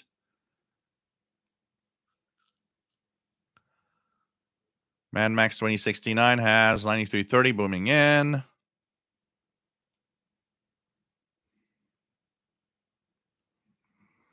Riovania, Cuba sounds like crap certain nights, but depends. They've been more consistent on 6000 lately. Almost every time I tuned them on 6000 in the last month or so, they've been pretty good. The audio's been pretty good. The only thing that happened a few times was last week. Their signal would drop off shortwave. I was listening to 6000 kilohertz while doing something else, and the signal would drop off for 5-10 minutes at a time and then come back. But the audio was good, though.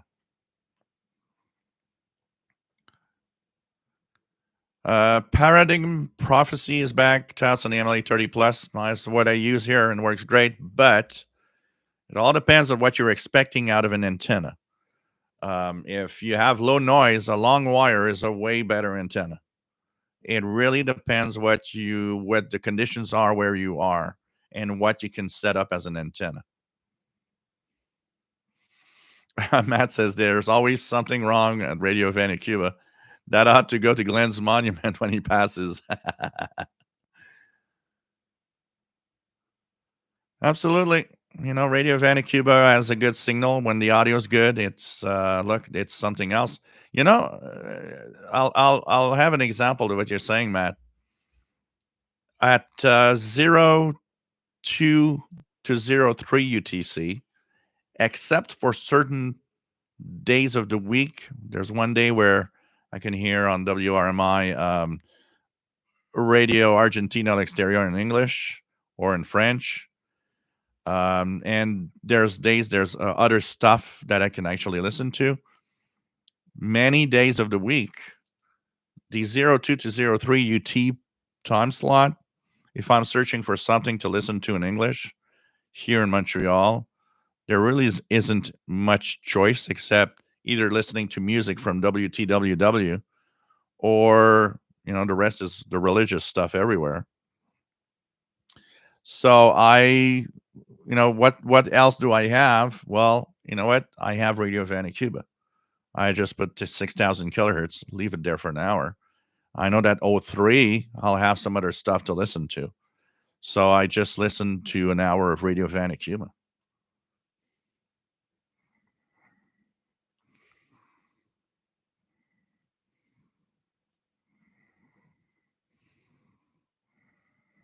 Brother under the stairs. I like that.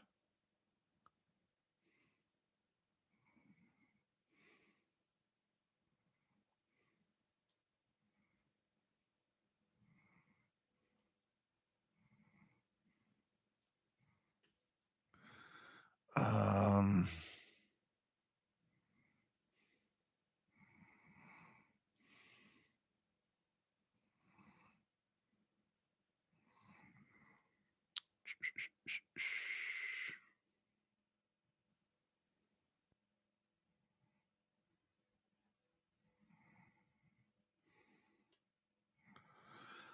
Francis Moore thinking about getting a high-end Icom, but by next year it may be out of date. It's I think that's a very personal choice when you get there. If you're talking about, I don't know, if you're talking about a receiver side like the Icom 8600, I think it's a personal thing much more than anything else. I personally think it's not worth the price that it's sold for. It's an SDR in a box with buttons. It is a high-end SDR. It adds, it's a wideband receiver. I'm sure it does great and an excellent job at what it's supposed to do. But I can't, my rant at Icom for one thing is about its refusal of accepting some modes. I would say okay to the 8600 if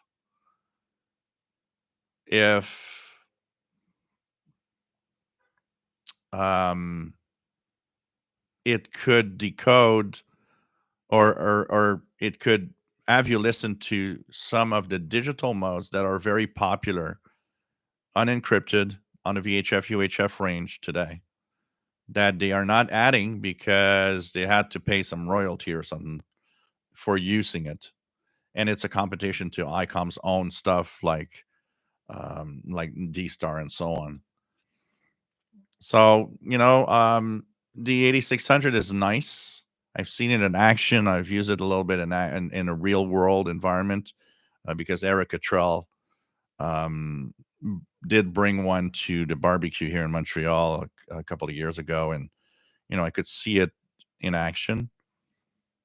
It's nice. It's great, but I personally think it's way too expensive for what it is.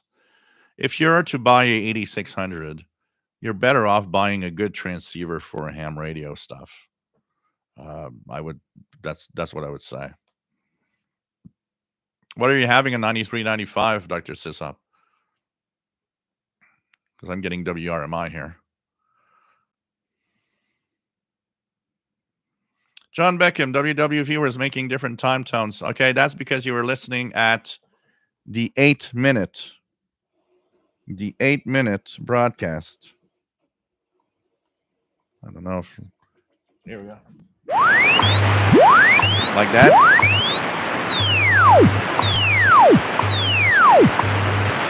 Exactly that. That's exactly what we just had. Actually, it looks very cute also on an SDR screen. This is actually an experimentation they're doing. I would have to find the webpage again. They're asking listeners that have software-defined receivers to participate in a propagation experiment. And these tones are there for that purpose. So they're at 8 minutes past the hour on WWV, and they're also on WWVH, but I don't remember what time they are on WWVH Hawaii. But that's probably what you just heard.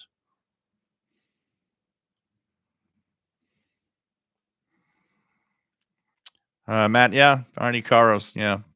I liked the science show, yep, and I like the DXers Unlimited. It was, what I liked about DXers Unlimited is it was a relaxed, it's like this show on a radio station. It's just relax, and today I want to talk about how you can build yourself this thing or whatever propagation is all about or any subject radio related. And he would just go and, today we're going to talk about this. And it was just simple, out of the blue, nothing fancy made DX show or whatever. It was just like a relax listening to something about radio. 17480 for Cuban numbers.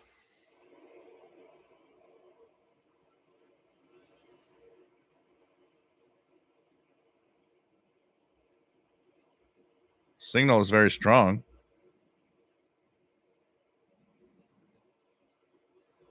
Not hearing any audio. I'll leave it there. But there's a carrier strong. Very strong. Joseph from San Francisco Bay, California. Nice to have you here. Here we go.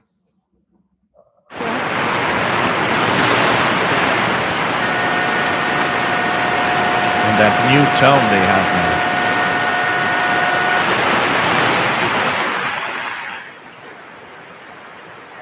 Here's some digital hash. It's really a new type of a digital hash they have to.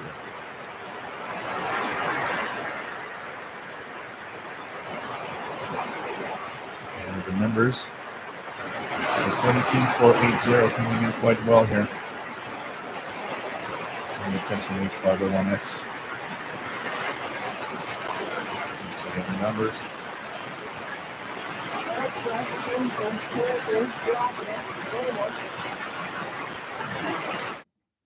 So Cuba, number station 17480.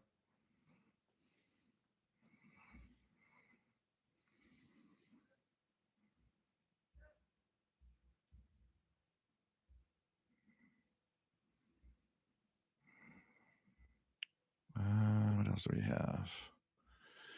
JDA Dakota, no 25 megahertz here in Wentzville.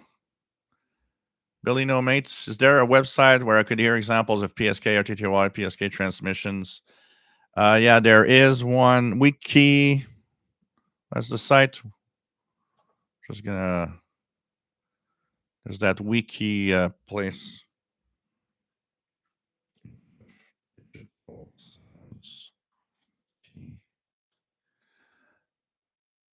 Signal identification. So this is the best place to identify almost anything that you will hear on the bands. Here's a link. The wiki signal and identification page. There you'll hear examples of all of the signals.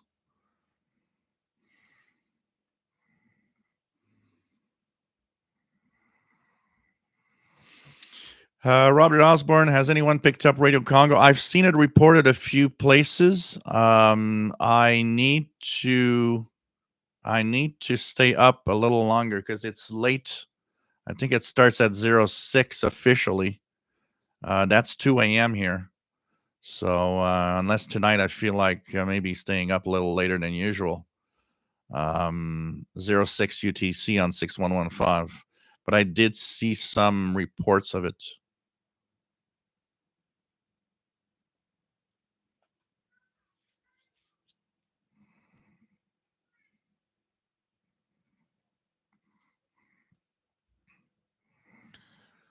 What else do we have?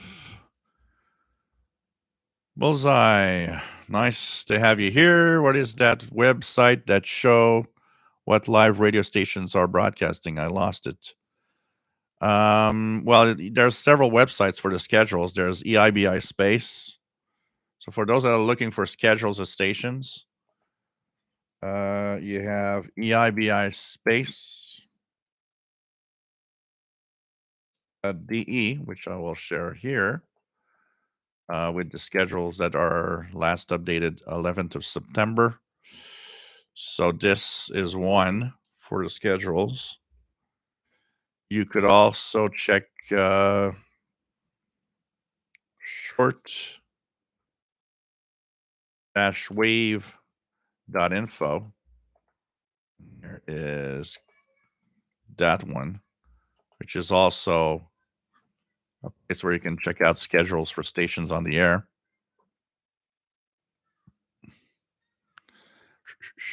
Joseph, it's not 17840, it's 17480. 17480.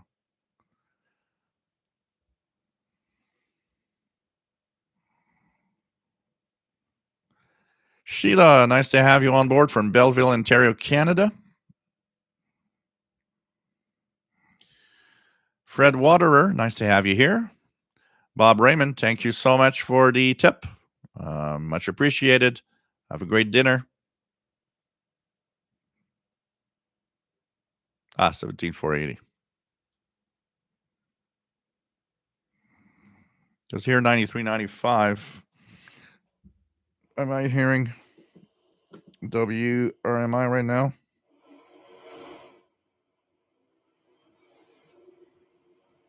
Because I'm hearing WRMI, but the audio isn't strong.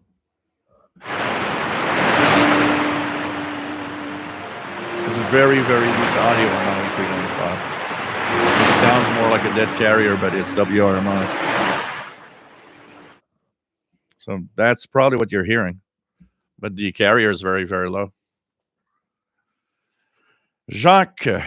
Bonjour, Jacques de Belgique. Nice to have you on board, my friend.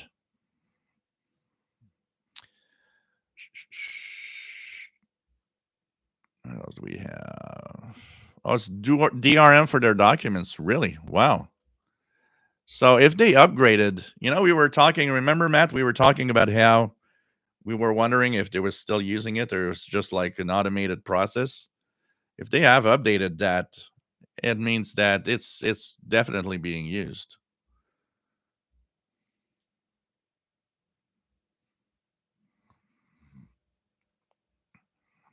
Oh, interesting. Matt. Skipwave DX, 13630, China radio in French. Check it out. 13630. Yep.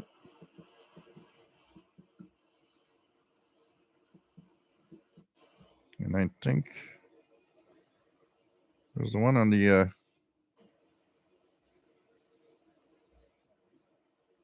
11975 also, I believe this is the same signal from China and French.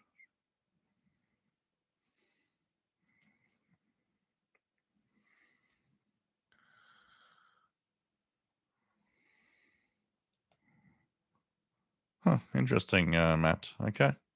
Thanks for the info. Didn't know that.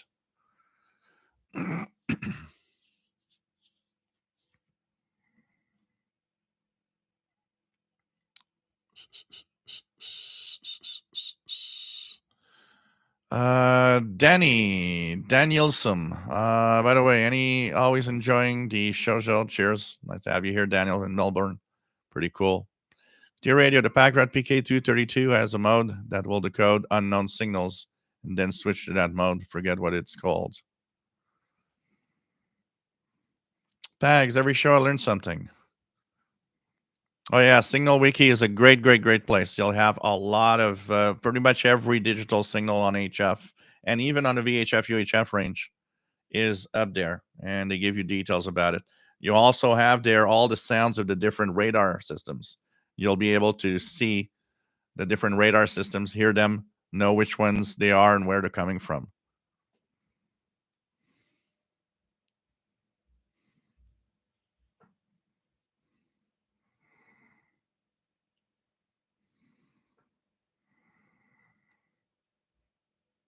Yep. The only rant Arnie Coro had sometimes was against when there was that little war between Glenn Hauser and him. But there are no politics or anything on his show. Absolutely.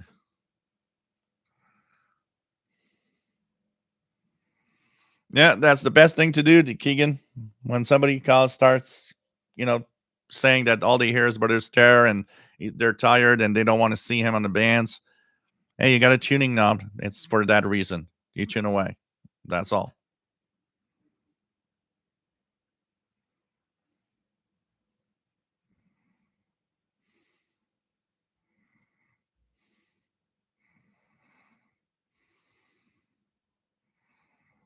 Anything else here?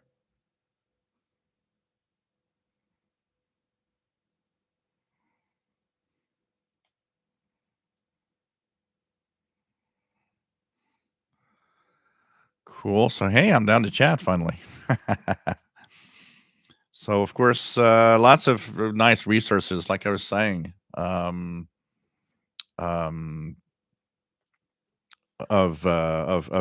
identifying the signals with the wiki thing. So,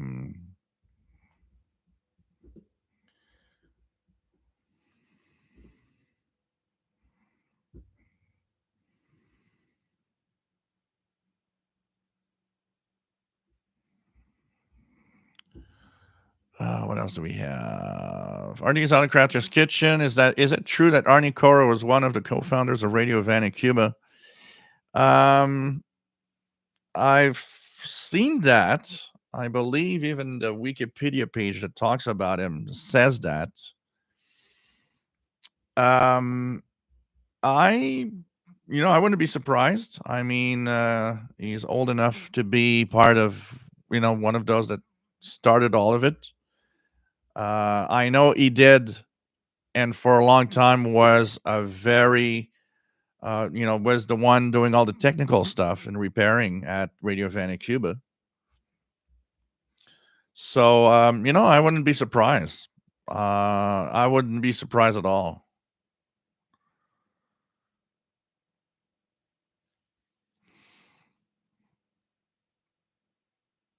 Here, you guys talking about the shift in time that's going to stop eventually, maybe.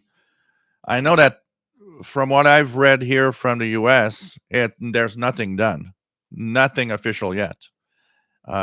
It was passed in some way, but it's not official anywhere. And from what I've seen from here, is that there needs to be a lot more talk going on before it becomes official everywhere.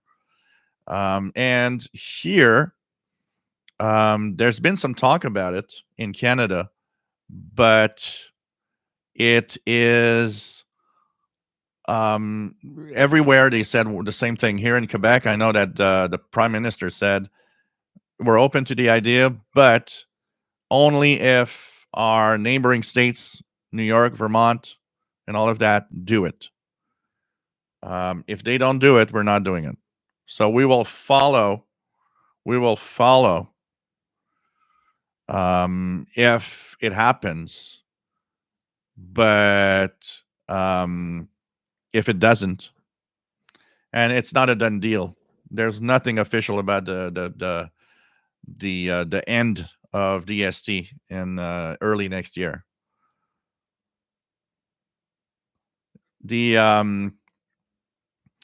The other thing also, if you guys remember, it was something that did happen in the past, and they reversed the decision, came back to changing the time. So I don't know exactly what was the reason behind it. You know, I don't know what was the reason behind it, why they changed and came back, but Um,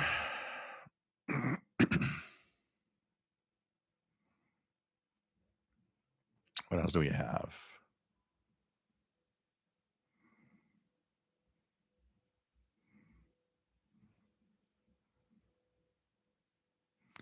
Wii U Radios Tech and Intros channel. Nice to have you on board.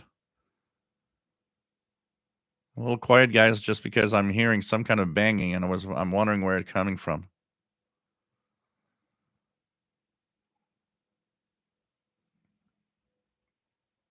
Personally, I don't mind that much about the time change personally, but if it has to be done, I would like to have it done that we stay on DST, because if we leave it on standard time, what happens is that in the summer, the sun's going to set at 8 rather than 9. It's going to be kind of weird. And I like to have the long days. Now, bad side of um, the bad side of staying on DST is the winter, where that means here in Montreal, the sun is going to rise in December at 8:30 in the morning, which means kids will be going to school in the darkness, pretty much. So I don't know.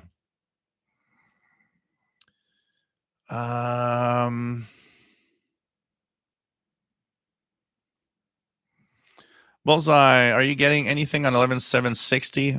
Usually I get. Let me check it out here. Cuba. Let's 11760. Yeah, Radio Havana, Cuba right now, I think. This is what I'm hearing. It's a little noisy. Radio van in Cuba. 11760. Which is pretty much dominating. They have several frequencies on the 25, sorry, the 25 meter band.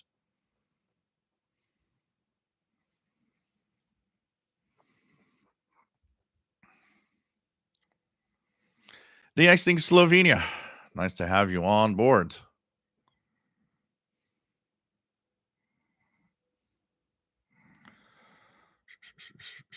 There's a thing also that I like about the time change for shortwave. That'll be fair also. Because we get a shift in 1 hour, the winter DXing at midnight or 1 a.m. gets me signals that I might actually be already sleeping or going to bed. So like in the summer, like right now we're at DST, 04 UT is midnight. And so we're talking about Congo, which starts at 06. It's 2 a.m. So I usually never get to 2 a.m. I go to bed before. When we're on the standard time in the winter, well, midnight is 5 hours UTC. So waiting for Congo at 1 a.m. doesn't seem as bad, So there's personally, and that's my opinion, I'd leave it the way it is. And I enjoy the fact that it gives that little shift in the morning and in the evening for some of the stations to listen to. Of course, you could say, well, just stay up and listen, but I don't know. That personally, it doesn't. I don't mind that much, basically.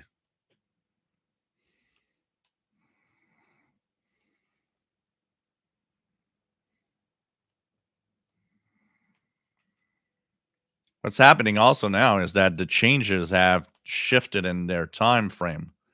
We're shifting earlier in spring than we did before, which is a little weirder. Minji, I'll ask, is it more effective for an active loop to boost a signal, or does a passive loop to cancel noise work better? Let's use the example in park or outdoors. Technically, in a place where there's no noise, you wouldn't be using a loop. But if you use a loop, the thing about the loop is a passive loop or an active loop will both cancel noise. A loop is a loop. A magnetic loop, they both will cancel noise. The difference between both is that the active loop will boost the signals and boost some of the noise. The idea behind it is a active loop technically might be getting you a very weak station that you wouldn't hear on a passive loop. Keep in mind, because that's one of the things people are a little flawed when they talk about it. When you use a passive loop and you use say an MLA30 loop, a lot of people come to the conclusion the MLA30 is noisy, which it is not. It's not noisier than the passive loop. The impression comes from the fact that the amplification does amplify the noise. So it has an impression of being noisier, but the signal to noise ratio is what you need to look at, not the amount of noise one gets versus the other. That said, in a specific setting, technically, and I haven't seen any example of it, but technically, an MLA30, because it's amplified, could technically get you a signal that the passive loop will not, or will be too weak for you to listen to. But that's, thinking of the amplification it gives and everything. In general, it's mostly the same thing. Both are noise cancelers in some way, and the way that they work, because they don't get the same components of noise that, say, a telescopic antenna does, or a vertical. But one will simply amplify everything that it gets, which will be the same thing as a passive. It's just that it's amplified.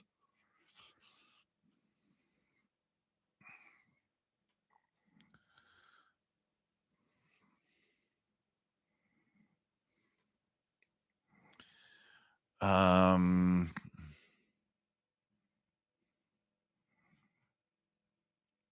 that would be great.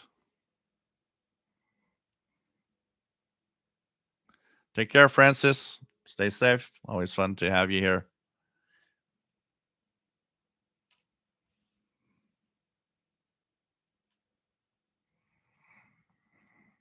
Um,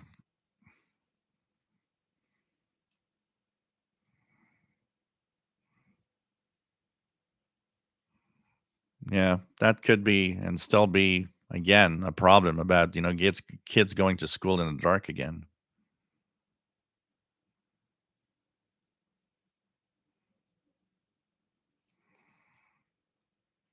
Going to be interesting to see what happens, anyways.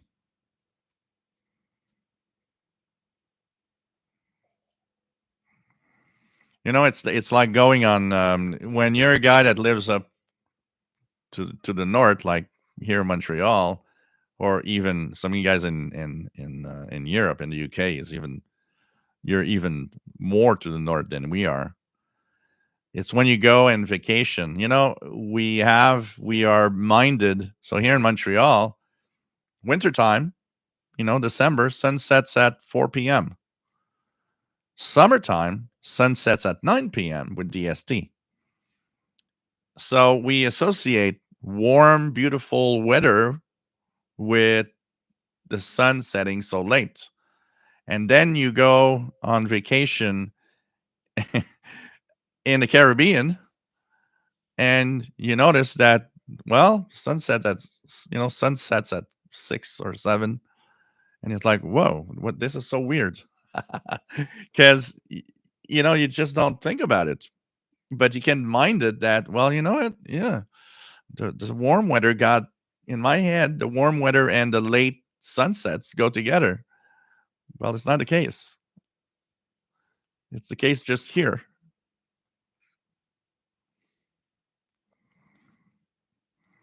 So Cliff Morris just wish everyone should switch to UTC. No more time zones. Everybody in UTC. Take care of VT Radio. Always nice to have you here, Paul. Keegan says, my dad, W9JF, hated daylight savings time, especially when I lived in Green Bay as a kid in the summer. He had to go to bed at 9 p.m. while it was still light out.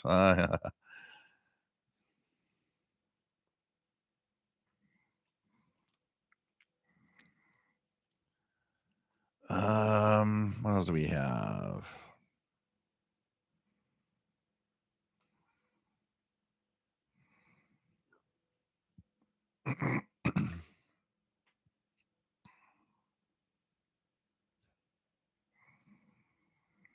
What else do we have?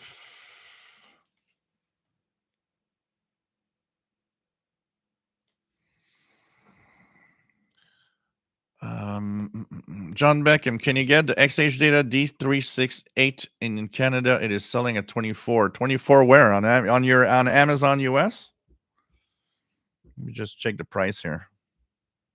So if I look at Amazon XH data D368. Oh, $25. XH data D368 shortwave AM/FM 12-band DSP stereo portable. I can get it. I can get it tomorrow for $22. Okay. Well, adding a new radio, guys.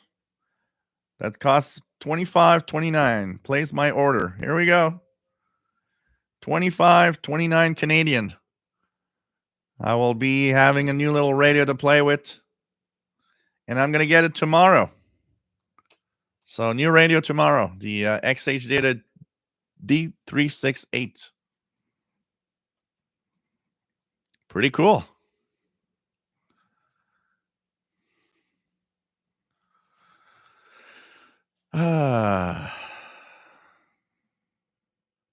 Any shortwave price $19.98 for Prime members, XH Data D368.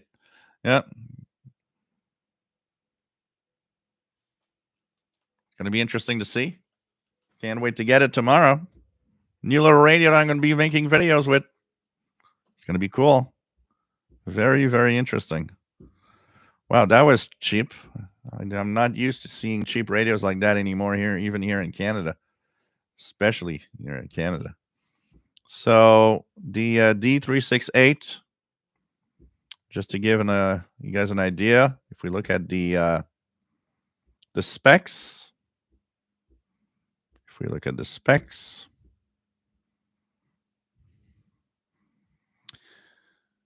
so FM 87 to 108, AM 522 to 1620.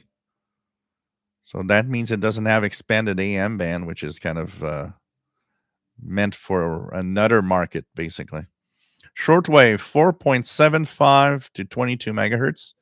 That's a good range.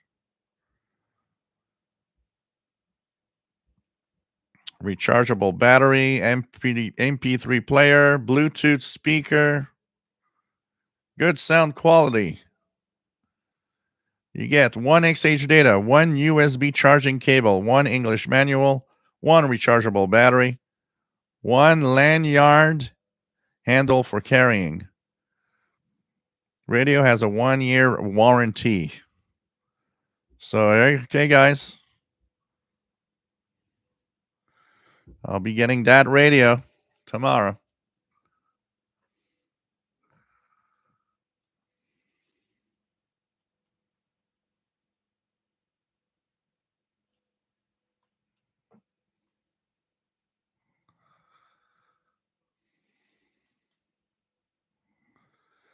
Yeah, the reason the XING Slovenia, no one demonstrates XM is because no one has a subscription to it to use it.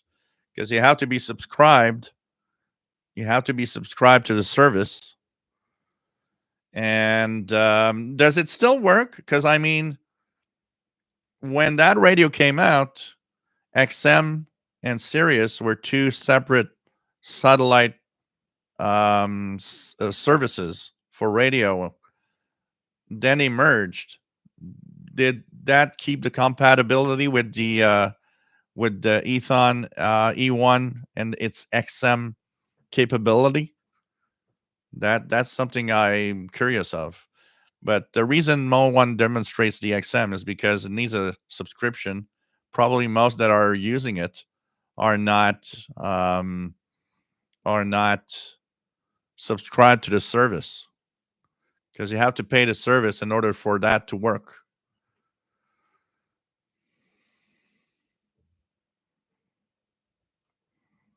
Yeah, days are shorter, definitely. David says live purchasing is the best purchasing. Yeah, it kind of looks nice, honestly. Let's hope. I mean, even if it's a little crappy, at $25, what I got to lose? It's like, yeah, there'll be another radio in my collection. So, yeah, I had the Redicus V115. Actually, I had it as a TIFF deal until the battery exploded inside it. I've never purchased another one after that. I find it way too noisy on the bands. Yeah, it does have that old school feel to it, the D368.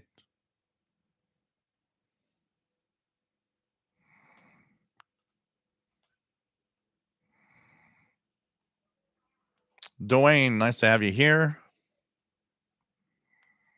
As we have Stephen Gibson, nice to have you here from Scotland. Raymond says, I have the E1 XM, which was from 2005 with the XM setup, which I pay for, and select XM to tune XM band. Will also do receive Sirius. Okay, so it keeps the compatibility. It's the same system, basically. Okay, cool. Thanks for the answer. Keegan says he's got 2 Radio Shack clocks, one with red LED, the other one with green LED. Red is on Central, green is on UTC. So pretty cool.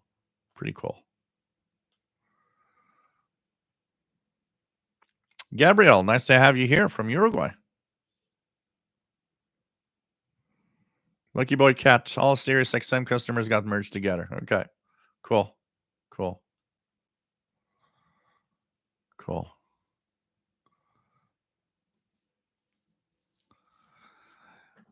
Yeah, I that's what I figured, that it probably doesn't record on it, but it's okay. It's gonna be okay. Hey, Ron C, nice to have you here from Saint-Hubert, Quebec, just south of Montreal. And Danny Shortwave just did a live buying. Let's all buy a radio live right now. Oh man, that'd be like, well, I'm not listening to Joel anymore. Every time I watch his live show, I buy a radio.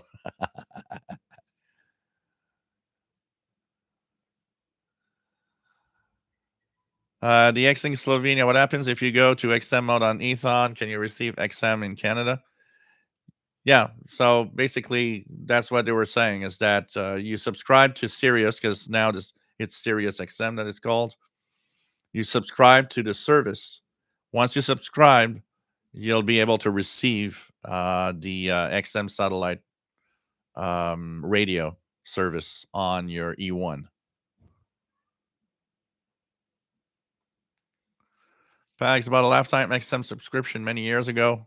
I have the same little XM dock on my radio that's on the E1. So yes, XM subscription still works since the merger. Cool. Let's all buy each other a radio. Can I choose who buys it, or Master Players Radio, Television Plus? My friend I used to live with still has her 2011 Buick Lucerne that still has XM compatibility, and got a sub, and it still works. Cool. Chris, G7VEO, let's buy everyone a radio for Christmas. Yeah, Keegan, that would be the best. You get a radio, you get a radio, you get a radio. We all get a radio. It's one of those Oprah moments. Well, I was listening last week, and Joel said that everybody's getting an Icom IC 8600. So, well, cool. Yeah, right.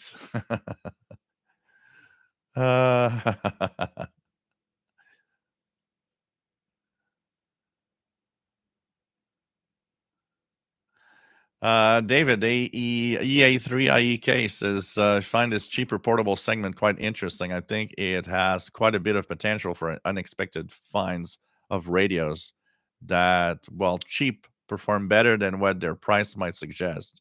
You know, we could be very surprised. I still remember first time I had the Texan R9012 that I had purchased for like $17. I was expecting that thing to be completely, you know, like a rather bad radio. And I was so surprised that it actually isn't that bad as a little receiver for the price. You got to always put that, with the price tag, and remember that it goes with the price tag. You don't expect a $20 radio to work like, a $200 radio, but you sometimes can be really surprised. Sheila says, if I bought another radio, my husband would divorce me. Oh, God.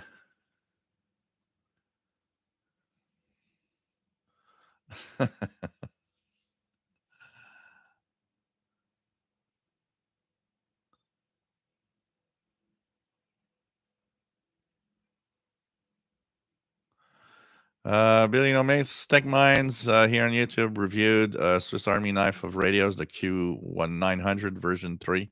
ham transceiver. It's a transceiver though, but buy that one. Hooked 911. Anyone tried the Malahide DSP V2 yet? I don't know. I haven't since the Russian war. All of these, like the Malahide, the Belka, they all have kind of disappeared, becoming almost impossible to get, from what I understand.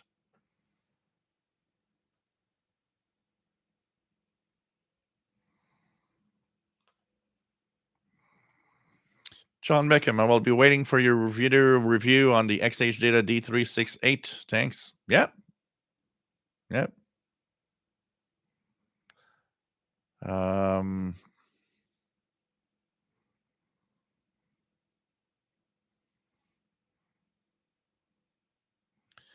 Yeah, I've seen the deep SDR. It's not that I'm not interested in trying it, but I'm not buying from AliExpress. I've had too many like the only thing that I've ever purchased there never arrived, and I have too many people that having problems with AliExpress. Doesn't show up on Amazon. Deep SDR.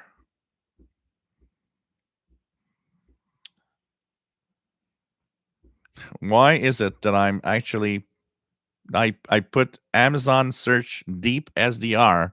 The first thing that comes up is Carefree, ActiFresh, thin panty liners. What? The R9012, the Texan R9012 would be $32 Canadian. Wow. They're selling a Uniden BCD 436 HP handheld digital scanner. HPDB and Phase 2.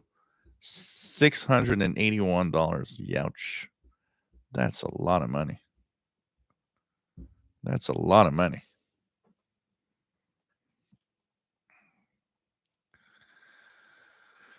What else do we have?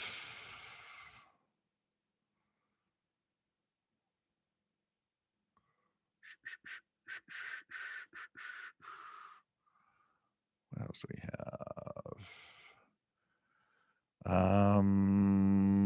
Forever Here got a cheap FM radio with very little noise filters. It's kind of cool. Receives good, but drowns in noise as soon as I run the crypto miner. Bullseye. Have you seen DD? Yeah, I absolutely. And like I was saying, I'm not buying on AliExpress, but I definitely have seen it. If I could get it from some other source, I might check it out.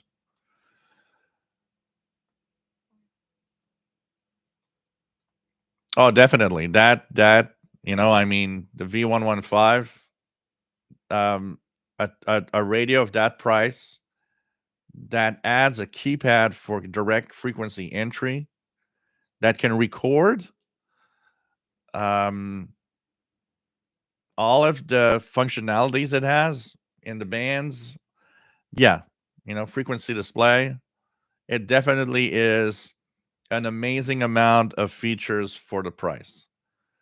The V115, and that's what I was telling someone the other day. I said, the V115, even if it doesn't perform well, one thing you can do with it is transform it into an MP3 recorder and record your broadcast from other radios with it. That it does very well.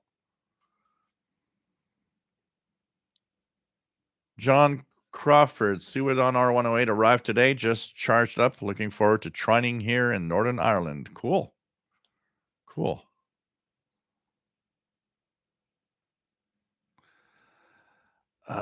Francis, back all's well for another day. Just going to watch a film. No problem. 49th parallel about how Canada was involved during World War II and helped the world to be good again. No problem, my friends.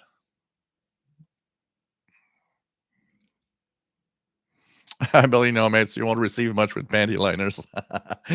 That's what I would guess.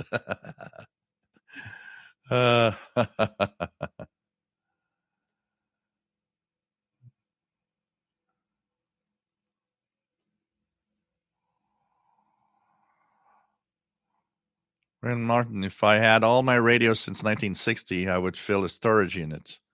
Yeah, I would have quite a few more if I had kept the Panasonics, the the Radio Shack Realistic DX302, and all the ones that I don't even remember exactly their brands, but came in and disappeared through the years. Also, gonna tell you that.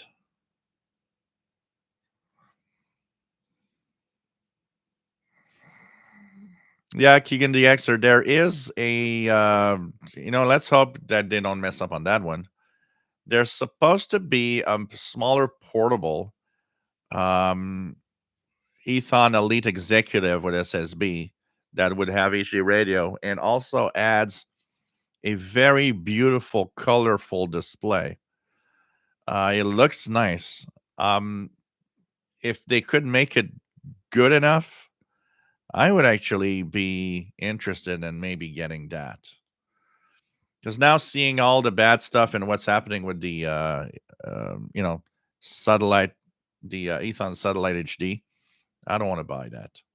But maybe that could be the one. It's supposed to come out by the end of the year. But man, with Ethon's crap radios lately, I tell you, not sure that, Ron C, is a PL880 still a good grab? Definitely. You'll have a top end great radio. Definitely. If you get that, you don't need nothing else. You got a great radio there.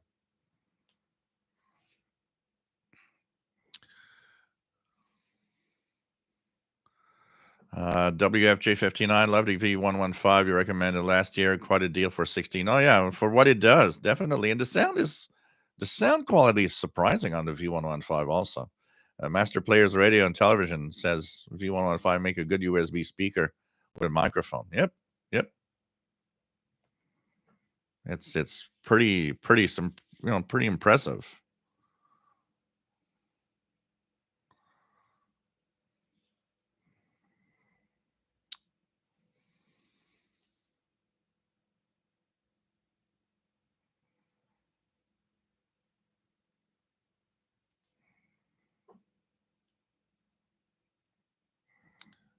Billy Jack's Wild America. Nice to have you here from Texas.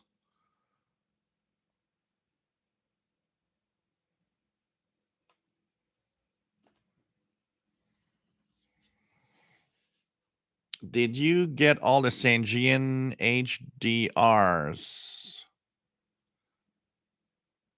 Oh, the HD radios. I got one. I got the HDR 14. I got the HDR 14, which is nice, small little package that works really well.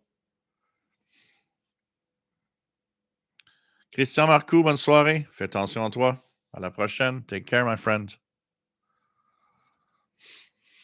Richard Wagner, V115, $15.99 US dollars now on Amazon.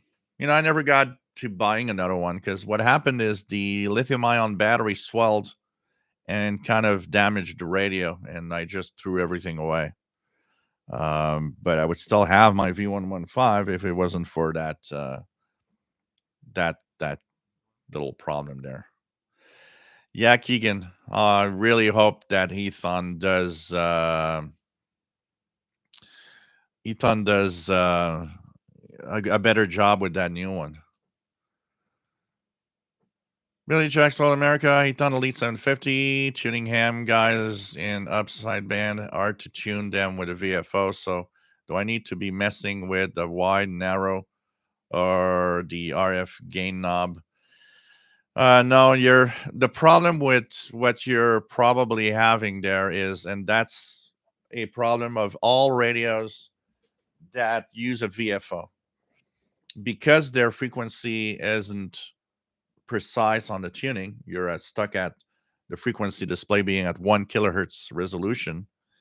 What happens is you have to make sure that when you tune a single sideband signal, that you're on the frequency, or else the BFO button won't have the range wide enough to go and fetch the proper tone for the voice. one thing for sure is that if you use the 750 on single sideband, you always stay at the narrow setting for the filter. You never touch that. You keep it narrow all the time. It's really, really a question of getting used to it. Remember that it has a little mark where you can center the button straight up, okay? Because it goes one way or the other. But that little mark, you got to keep it up in the center. That's where it should be the closest to the natural voice of single sideband. I don't know. Unfortunately, it's a little too difficult for me to. That's why I want to move my PC, by the way, because I want to have a better possibility of bringing the camera everywhere. You know what? I'm gonna make just just for that purpose again. I have a video I did make already about it, but I'm gonna make another one tuning around different signals on single sideband. The best thing about getting used to that will really be experience. Try with as many single sideband signals as you can do.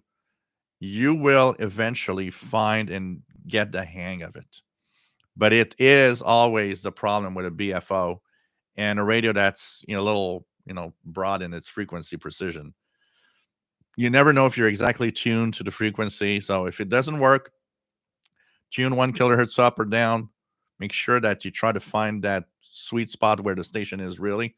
And like I said, keep that notch, that little mark on the button middle on the top. You should not have to move much from one side to the other on most signals. It depends, of course, where they are, but on most signals, you won't have to move much. It's really experience. I mean, anybody that has a radio, and like I said, this is with all the radios that have a BFO that work with that type of system. It does getting some used to eventually do that.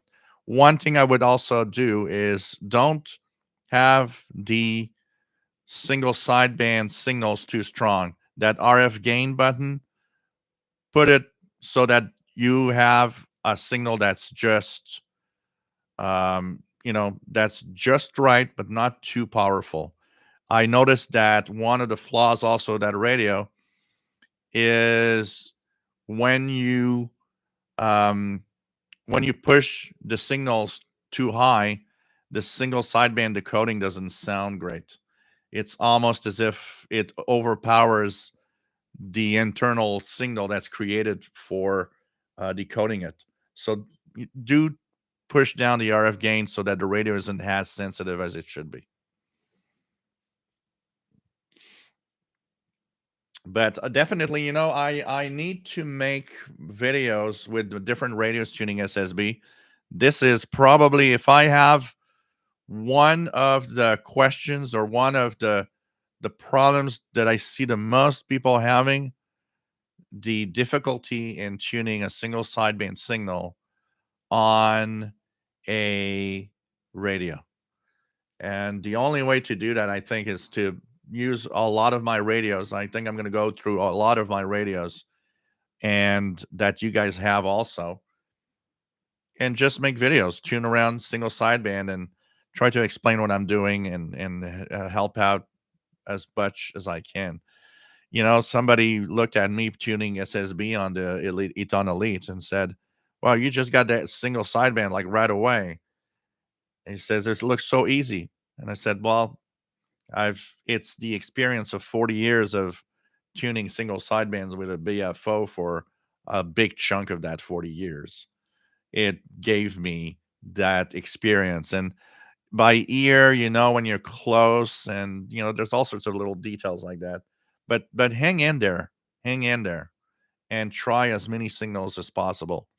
You'll slowly get kind of a the drift of how it works, and you'll slowly get that it's easier and easier every time you try.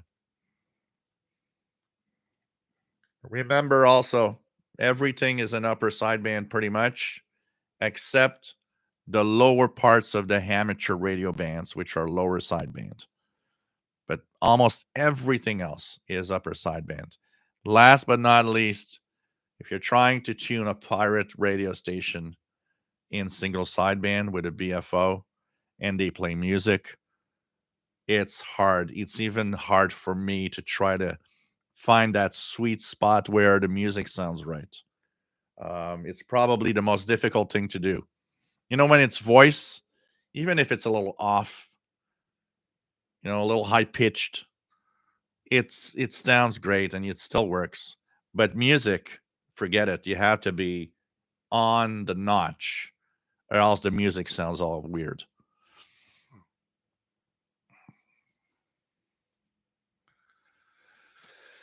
Um,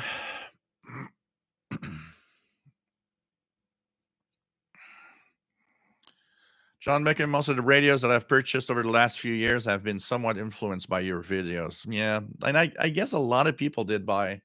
I'm sure a lot of people bought radios because of my own opinion on them, and that's why I want to be fair.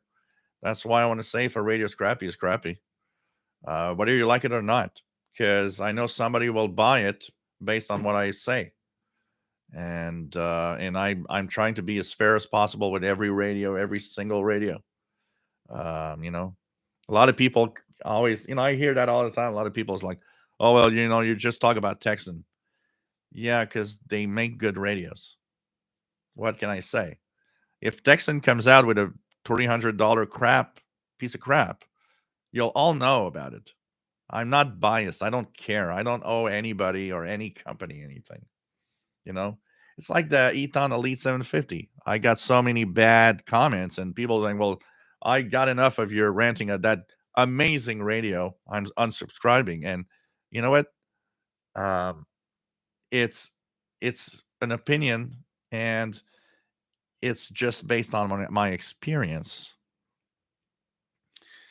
And so, you know, why would I bash a radio? Why would I rant at a radio just to rant at a radio? It's nonsense. It's like people, if I was a channel that Texan is an advertiser, maybe you could kind of say, well, maybe that guy is a little biased because he's got advertising by Texan. I don't got any advertisers at all. And I am not biased because I don't owe anyone anything. I just owe everybody one simple thing: honesty on what a radio is all about. And that's it. I trashed a Texan radio with the Eton Elite 750. It is a Texan radio. If somebody says, well, only like Texan, it's a Texan radio. I trashed a Texan radio here. And there's a lot of stuff, another thing that, if I'm so biased, why am I not pushing a Texan H501 IN receiver? Do you guys hear me push that radio all the time? If you ask me, I'll tell you it's one of my favorites. Do I tell you to buy that? No. I even tell you, well, if you want to spend too much money, you can stick with the PL880. It's great and it's half the price. And if you don't care about muting, you can take a Texan PL330, which is much cheaper and save a whole lot of money. I ain't pushing the expensive radios. I ain't pushing any particular brand. If there would be a new brand called Play Radio and they would have great radios, hey, that would be my new, hey, Play Radio radios are amazing. That's all.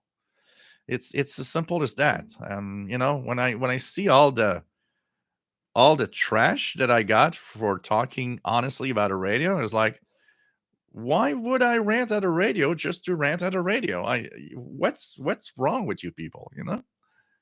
I don't know.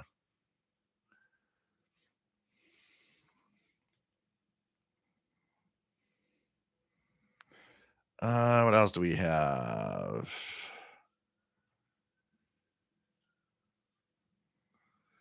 Yep, Raymond Martin. There is another one coming out in December, apparently. Doug Price picked up an Eton Elite Executive at a gun show in Arizona. Is that a good radio? Yeah, it's not bad. It's not bad. If you're gonna enjoy, it's not a bad radio. It's not necessarily the top for me, but it definitely does well what it's meant to do. So you're gonna be okay.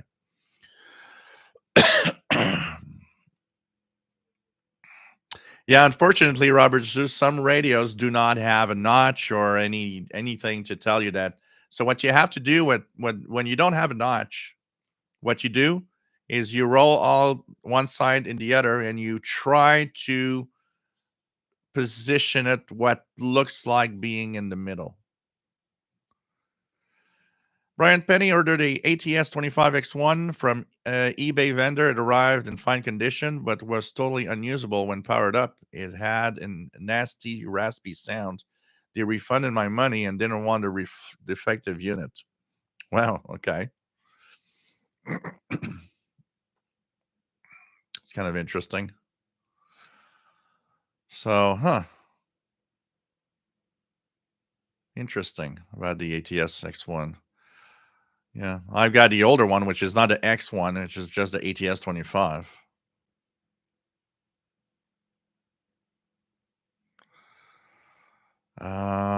Jim Gordon from Scotland. Nice to have you on board.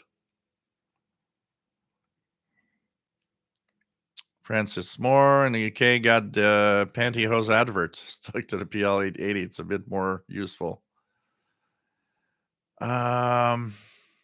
Hook says, so far I like my Malahide better than anything I've got after I hooked it up to my big screen TV with SDR Uno. Can sit on the couch and tune my radio with a wireless mouse. Billy No Mates, is there any advantage to using upper sideband as opposed to lower sideband? None. It's the same thing except reversed. You're tuning to the upper part or the lower part from the center frequency you are in. The only reason it exists is because on a good radio that has both upper lower, you are capable of having two transmission on the same frequency if you want. So you would have, and it happens actually. We hear it, and I hear it regularly. You'll have a pirate on 6925 upper sideband. Then you put the radio in the lower sideband, and you notice that there's some fishermen or pesquies that are chatting along in Spanish or Portuguese on the lower part. And they're not interfering with each other because you're listening to either the upper or lower part of the center frequency. But in terms of usability and every day, there's no difference. It's single sideband. It's just one broadcast up from the center frequency. Lower is down from the center frequency. The reason you might want to use one over the other in certain conditions is to avoid interference from another. So say you are on frequency and there's something happening up in frequency. Well, if you use lower sideband, you'll avoid the interference of what's up on the upper frequency. But for the rest, it's the same. It's the same thing, but reversed simply. And most of the lower sideband stuff, there are some pesquies fishermen seem to be using a lot of lower sideband, but most of it is amateur radio below 10 megahertz for lower sideband. Greg, that's great. If you learn a lot from my videos and from me, it's exactly I'm doing the job that I really really want to be done, and it's to help all of you learn more, basically.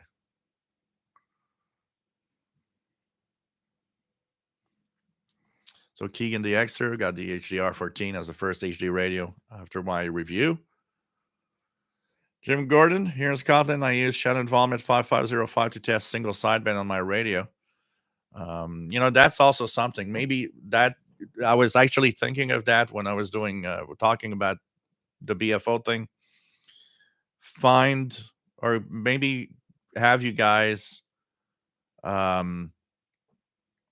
tune specific known upper sideband stations that most of you will hear to actually get your hand on tuning single sideband. It's a little tougher on the amateur bands because you're not sure of the frequency, where on utilities, usually you know what frequency they're on.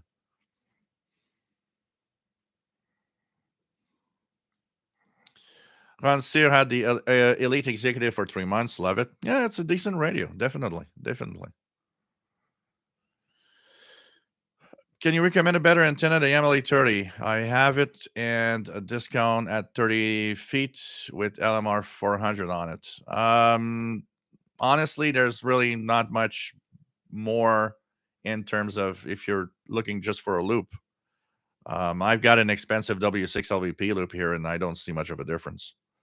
So paying a lot more for a loop antenna, I'm not sure it's something you should do. The only other thing that I would say is try a different type of antenna. Because technically the MLE30, if it's noisy where you are, the MLE30 is going to get you everything you need to listen to and that you can get. There won't be an antenna that's going to get you more. But if it's quiet where you are, you might, and you're capable of doing it, you might want to try a wire antenna, stuff like that.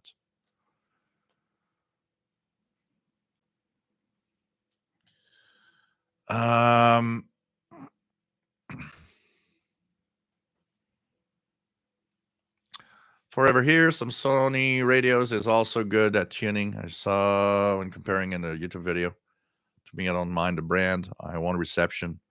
I just think make a good one and I buy it. Yeah. RGB News, nice to have you here from Azerbaijan. Northern Rambler, prefer the older tabletop shortwave radio communications. Yeah, some people like that, and that's what they love, and that's what they want to tune. You know, we all have our different things that we kind of like. Pags, there's an interesting book out about people with expertise being dismissed or even crucified called The Death of Expertise. Seems to be a trend these days. Yeah. Hooked 911 says, I have yet to find a compelling reason to buy something besides the PL330 or Malahite. If those don't work for me, I just use my FTDX10. You know, that's all in that area. The these little radios, you know, a PL330. Just look at what you're getting out of that radio for the price that it's sold. It actually works better than most portables that were so much more expensive from the 80s. It's crazy what you get today for the money we pay. Rusty Shackleford. PL368 is great. You're going to love it. Choose the 368 over the 360 because you'll have a keypad, which is a huge improvement. But the PL360 is 368. I got one here in orange. Is great.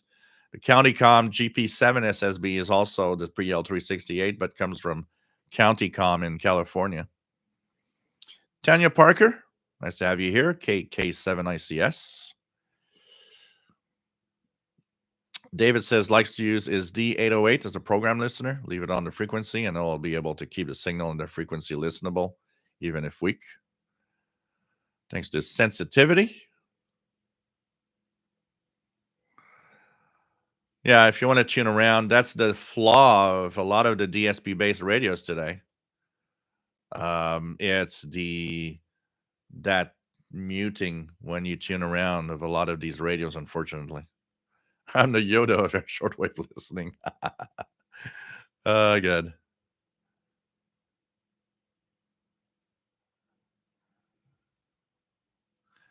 Yeah, it happens sometimes. 10 megahertz, 15 megahertz, hearing people. Yeah, real world tests. Is it crappy? Is it good? Is it somewhere in the middle? You'll all know about it.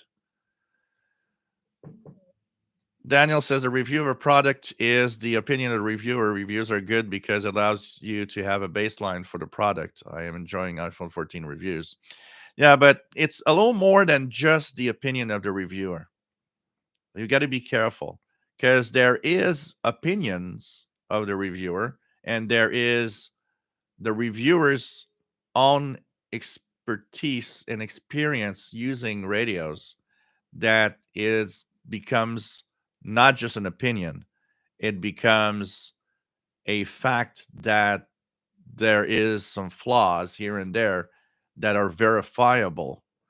The Icom Elite 750, somebody actually said, well, I watch other reviewers and they're not, they're not like you. Yeah, but I've seen the other reviewers with the Icom Elite 750, and none of them talk about the defects because none of them have the experience or really the knowledge to go there. They're just on the surface of it, but they don't understand enough and haven't listened enough and enough experience to go further into what I see and what I hear. So it's not just an opinion. A review is more of a good review is more of a informed opinion with facts, with the real deal of here is why this is crappy. Look at the Eternal 750. Why is the listening crappy? The filter is way too wide. It's unusable. It adds noise. Plus, it's off frequency. It's a fact. It's not an opinion. I'm not giving an opinion here. I'm giving a fact that it's too wide. It's listenable. It's provable. I even did one example with here's what it is there, and here's what it is on my Texan H501X with the widest filter possible. There's a huge difference. So it's not just an opinion. A good review is a opinion, but an informed opinion with facts.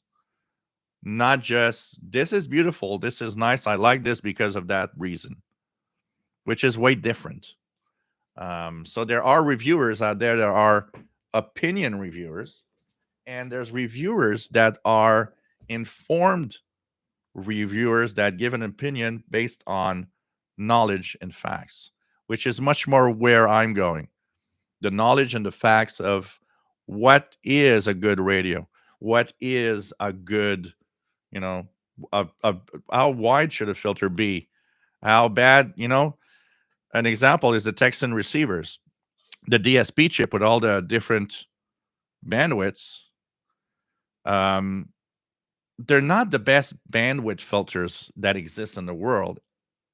Absolutely. Some people come back to me and say, well, on my Yaesu FT, hey, you're comparing a $3,000 radio with filters, DSP filters of a $200 radio. Be real. Okay. I do expect that the filters on a $3,000 radio, their form factor, their shape, and their if you tell me it's 3.8 kilohertz, it's supposed to be 3.8 kilohertz. The ones in the Texan receivers, the DSP bandwidths, are not necessarily what it's written. They're a little they are a little wider than that. But the fact that you have multiple ones, it cancels the fact that they're not the best, but we got so many choices. You can choose what is the best for your condition of listening. So it works out anyway. But that's experience. It's much different than just an opinion.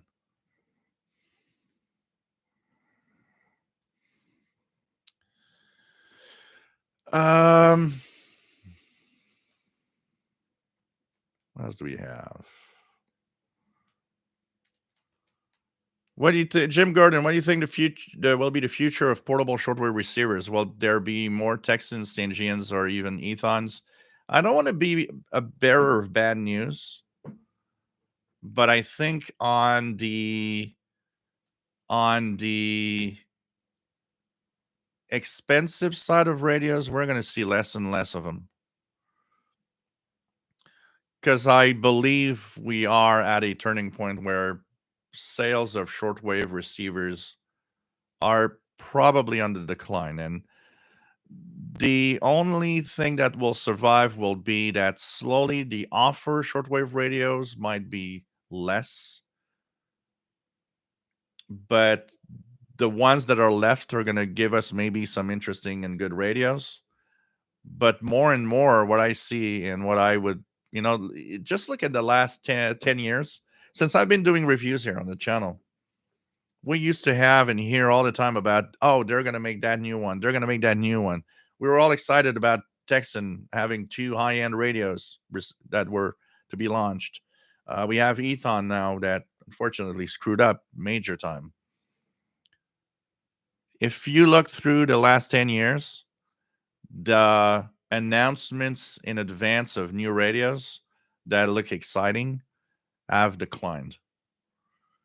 So I think a lot of them, thinking, for example, of Texan, are going to surf on the popularity of their good radios.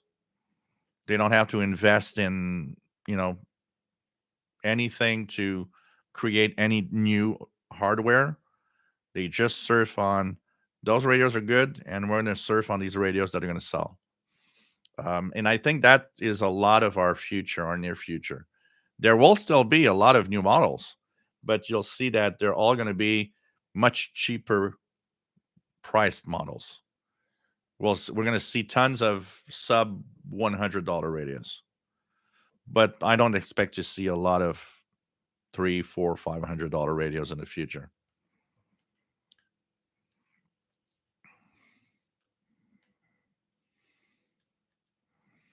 Monsieur, have you ever had a bad radio you would give out free to others you liked? I have lots of bad radios, especially mostly cheap ones. Except one. There's one, the Degen DE1106 that I haven't used in a long time. What a crappy radio for the price I paid. That radio was not worth that price. I would only give it to an enemy. Because I would not give a bad radio to somebody that wants to be in radio, because that's the other problem. And that's why I want to be careful with what I talk about. Somebody comes here on the channel, sorry, and starts watching my videos. One of the things that you have to know is that if you had one radio to buy to get you into the hobby, you have to offer the best one that whatever money is that person will be able to pay. What's the best that person can get now? Why? I wouldn't be surprised. There's a lot of people that shied away from the hobby because they purchased their first radio purchase was a bad one. And so that bad experience, not knowing what you have and not knowing that what you have is bad, well, you might just come out of, oh, this is a joke. I'm not getting any international broadcast here. That doesn't work. And it's just because there's a bad radio.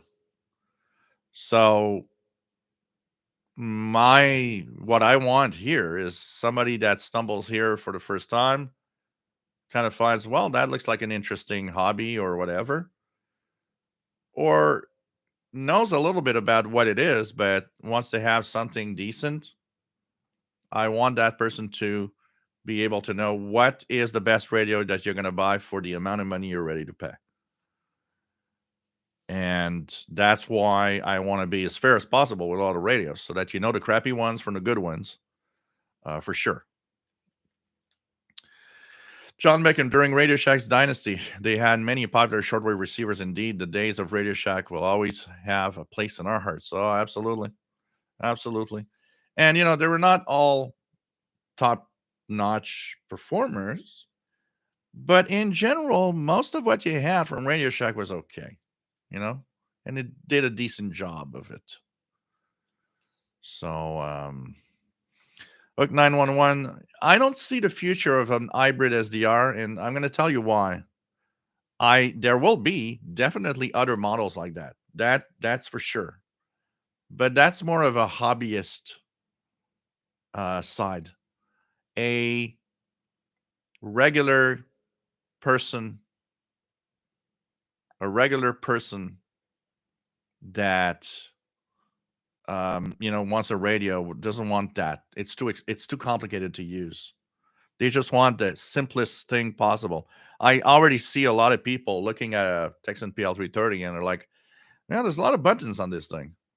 I don't know how to operate half of it." So imagine an hybrid SDR like that. That is for a very niche, for like someone like me or maybe like you, but not for everyone. And I don't think that is going to be the dominant thing of the future because they're kind of expensive and they really cater to a very specific audience. So it's a niche market for that.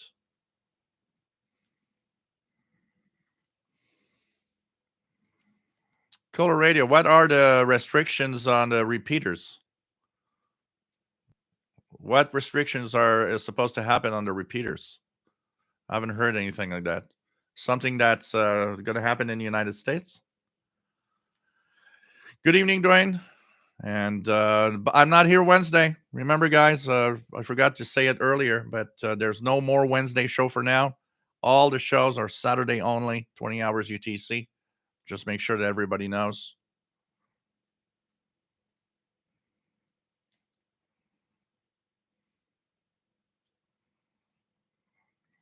Billy Nomates, would you make a video of the current best radios by price point? For example, below 50, 1,500, 100, 300.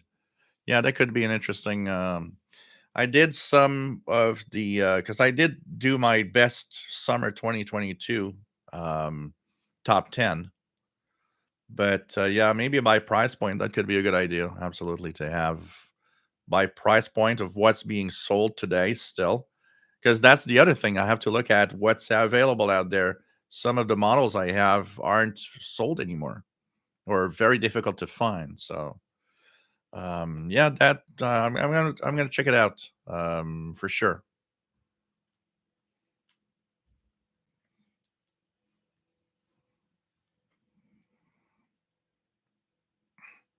Jeff King has always less problems on SSB with a BFO than more sophisticated radio.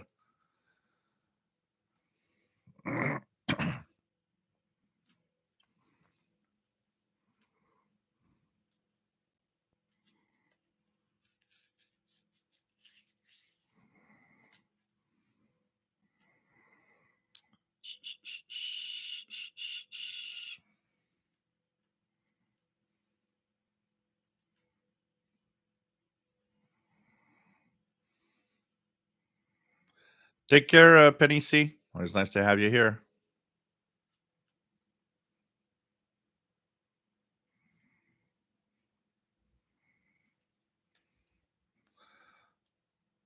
I would not go higher than $100 for a DX300 personally. Personally.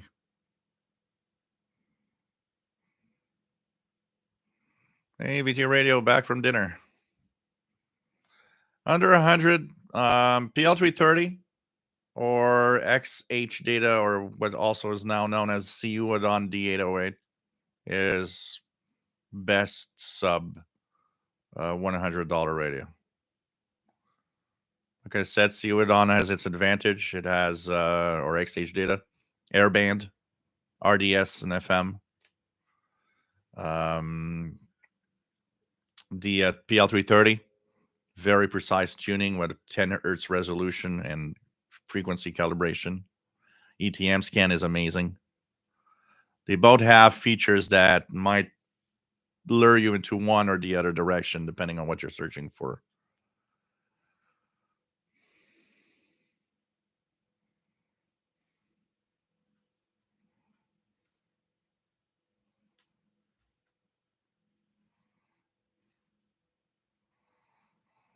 Shortwave Radio Passion, nice to have you here.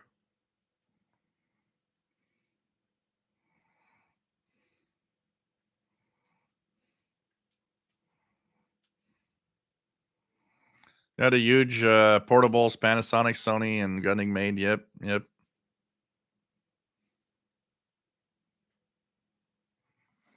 But you definitely don't go wrong with a PL330.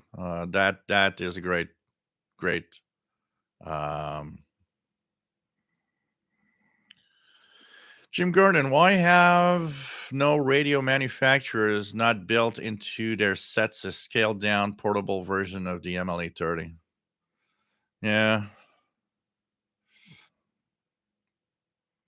there would be definitely a interesting market of having some form of magnetic loop included with a package with a radio. You know,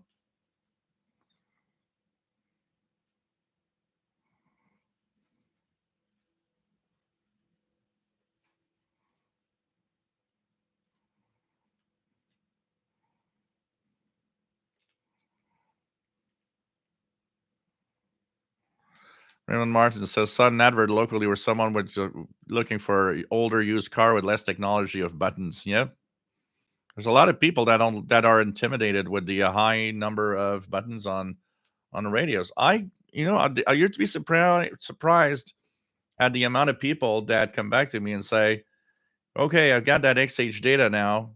I I'm afraid to touch a button and not be able to get out of whatever I've done."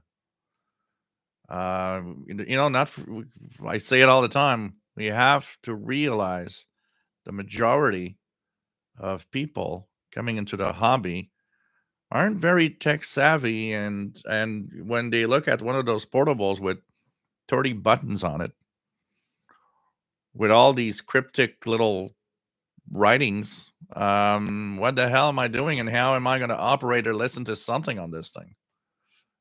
It's much more common than we think.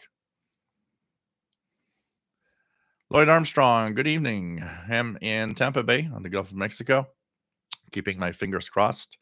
How did Nova Scotia make out with Fiona?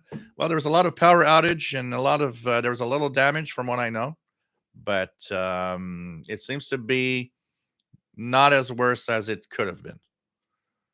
John Beckham, yes, I still love my ATS 25. It was actually here. Look, it was actually being charged. I charged the battery, the full battery. Still have it here. Yeah, definitely like it. You know what? You make me realize that this is going to be maybe the radio I'm going to play with a little tonight. Still love it. Still love it. Still love it. I definitely like it. But it's a unique little thing. I wouldn't say to someone, buy this if they're looking for a radio. It's just a unique novelty device. Brad and Amarillo, nice to have you here. Al Mesam, good evening. Nice to have you here. Greg says, learn a lot from you about shortwave receivers and what to buy and what you listen to on shortwave is cool. Thank you so much. And Martin just missed the hurricane in 2017 that hit Southeast Florida before I lived there. Yeah. Gotta hope, not too many hit land. David says, I think non-obvious for the vast majority are already streaming content instead of buying a radio, which I guess means actual radios might only end up being purchased by actual hobbyists like us. I don't agree with that, because I don't see anybody streaming really. And there's more people that would, the standard, average population, more people who would buy a radio than would stream something. Because streaming also means technology and using devices. When I look at the percentage of, there was a survey showing the percentage of streaming from actual radio stations. The streaming part of the listening of the audience is insignificant. There are way more people listening over on radios. It could change someday, but for now, I think there's what I see here is, and what I see on the channel here, there's more regular folks wanting to buy a radio and listen into stuff than the actual hobbyists buying it. Because, of course, us hobbyists, we buy everything. And because of me, you guys buy more. But you'd be surprised. You'd be surprised. WF7I Homebrew says, would love to see an SDR play coupled into a box with knobs and an iPad size screen as a portable shortwave radio. Could still interface with a big monitor as an option. Yeah. You know, when somebody asks me, how could I have, is there or out there a portable SDR? And, you guys talk about the Malhit and the different SDRs like that have a small touch screen. My personal reaction to if I wanted to have a portable SDR, I will give the AirSpy HF Plus Discovery an advantage over the SDR Play device for portability. It's a small little square thing. It's so small that you could actually create your own SDR. You could take, a Windows tablet and run the AirSpy HF Plus on that, and you have a portable radio, a portable SDR. But yeah, I get it. Having something that exists that would be sold already, a small little thing that you hold in your hand, not much thicker than a tablet like an iPad or so on, and that would be an SDR radio already and everything. Absolutely, that'd be fun though. Raymond Martin, being ham for 60 years, today's ham radios, even compared to shortwave radios, have so many buttons to master all the features. Absolutely. I'm pretty sure half of the radios, half of the buttons, even modern radios, half of the buttons are never used or touched because it's like, I don't know what they're doing, or I just don't want to touch this thing. Daniel, Radio Shack shortwave radios are made by St. Gian when having open radio to tighten loose telescopic antenna to circuit boards labeled by St. Gian. Yeah, they had several different manufacturers. St. Gian was one of them. They had a few different manufacturers for the radios, and often they were also, the St. Gian radios simply rebranded. Like the famous Radio Shack DX398. It's actually a St. Gian ATS 909, for example, or the Radio Shack DX440.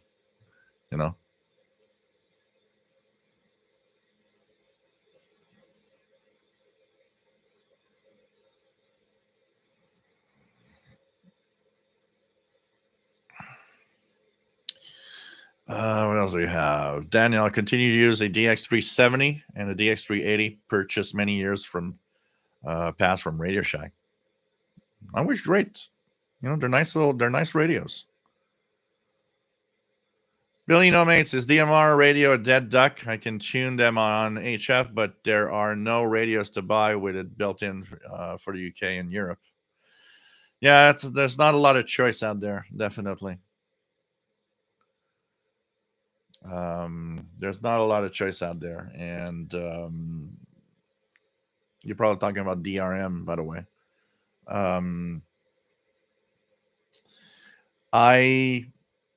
DRM is I think something that's never going to catch on in the shortwave spectrum.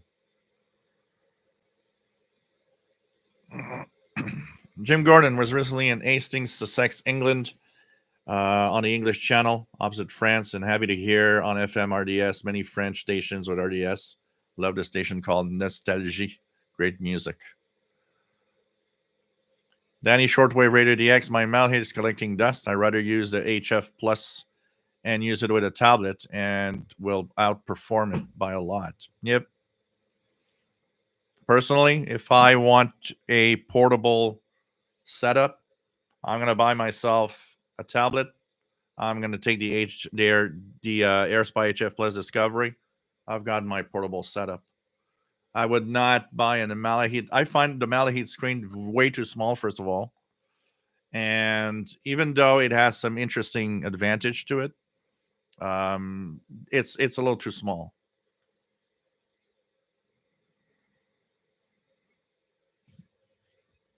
But as we go forward, David, technology and things are pushing us in other directions. There's definitely there is definitely a decline in radio listening over the last you know 20, 30, 40 years, but it isn't as sharp as what people think. When you look at numbers, and when I do the international radio report with Sheldon, we have a lot of the we see a lot of numbers of different things over months and years of doing the show. And what we realize is that the declining part of radio listening is extremely slow. It's not like 10 years after 10 years later half of the people are not listening anymore.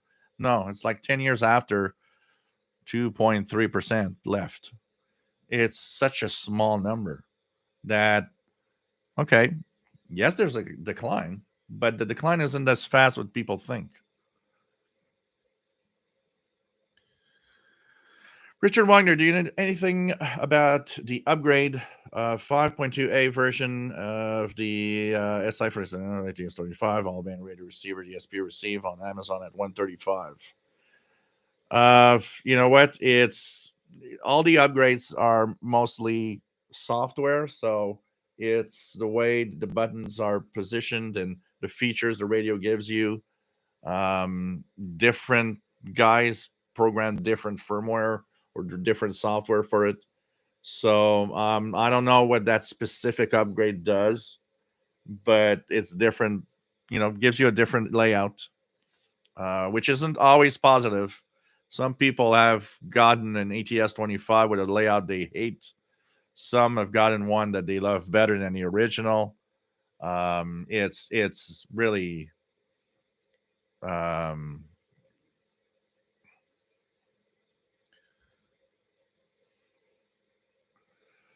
it's almost you're taking a chance buying one, honestly.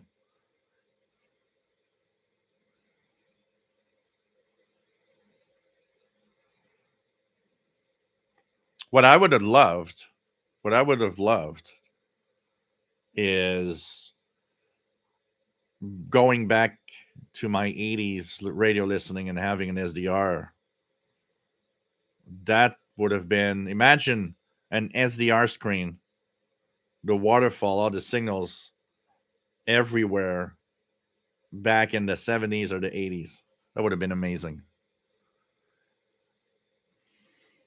Thinking DXer has a Radio Shack DX402, my second radio, first radio with digital display since early 2000s.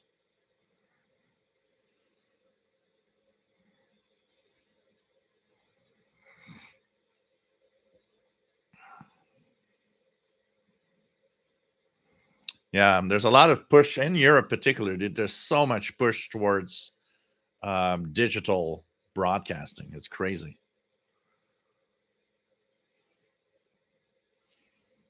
Hello, Sam here in Central Ohio. I regularly hear medium wave stations in Atlanta, New York City, Chicago, Detroit, Toronto. Yep, absolutely.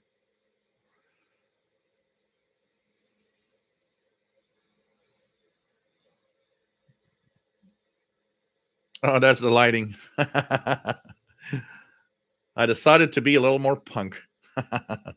That's the lighting in the back.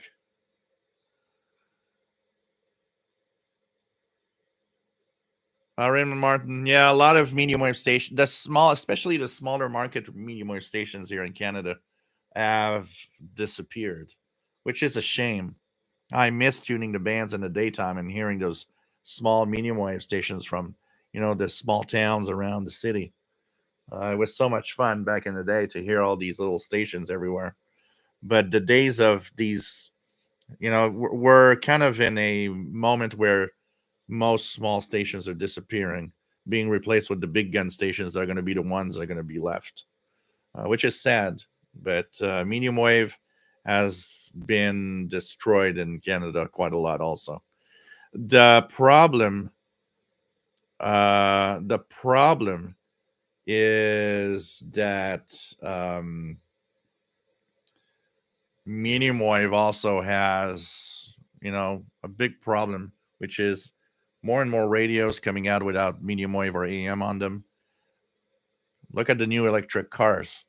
A lot of them will not incorporate AM radios because the noise from the car is so high, you wouldn't hear anything anyways. So that kills part of the hobby. And you know what? People have, and that's been a move for a long time. People moving to listen to the radio, but they listen to it on FM, which has better sound quality and, just sounds better overall. It's sad because the stations on medium wave do a great distance. And that is cool because you can hear a lot of, countries in Europe, for example, when medium wave was alive everywhere, you could hear tons of countries everywhere from, one central point. Here, just look here, and the nighttime in Montreal, all the U.S. stations and some from other provinces of Canada coming through. They make good distance. What else do we have? Jeff King, the 808 has a much bigger battery. George, wish Texan improved the S2000 filters are too wide. Unfortunately, they had a chance to do it over time. They could have modified, but I think, I'll give a rant at Texan because Texan is the one that makes the radio. Like I gave a rant of to at Ethon for the new Ethon Satellite HD. You're just selling a radio that sells well because it looks so cool, and it's a big radio like the good old days. That a lot of people fall for that must be a good radio and buy it. And they could have improved it over time. They could have said, okay, well, people complain. Some complain, not people. Some complain about the wide filter too wide. They could have changed a few things like that and made it from I barely give it the passing mark to a excellent big portable. But not they just they don't want to invest in changing anything.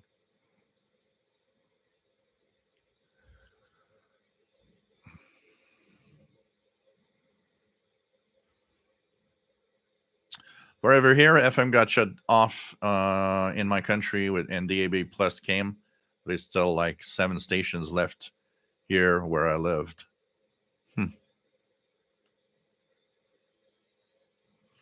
On me some, yeah. That's also the other thing about HD radio is even here in Montreal, the medium wave AM stations that are HD all use their sister stations on FM to have their HD signal. They don't do it on AM. Billy No mates, DAB radio in the UK is a joke. The bandwidth is crap, and they shoehorn as many stations as possible into the digital mix. The newer stations are only just starting to use DAB Plus with a better codec. Mike WDX50 says, Todd, going from DX160 to Kenwood R1000's digital display was amazing, but I can only imagine what it would have been like having a waterfall display also. Yep.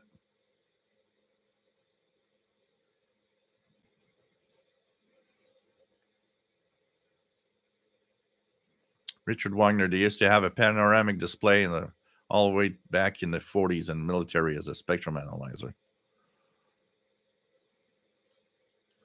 BT Radio says stopped alongside a electric city bus in traffic.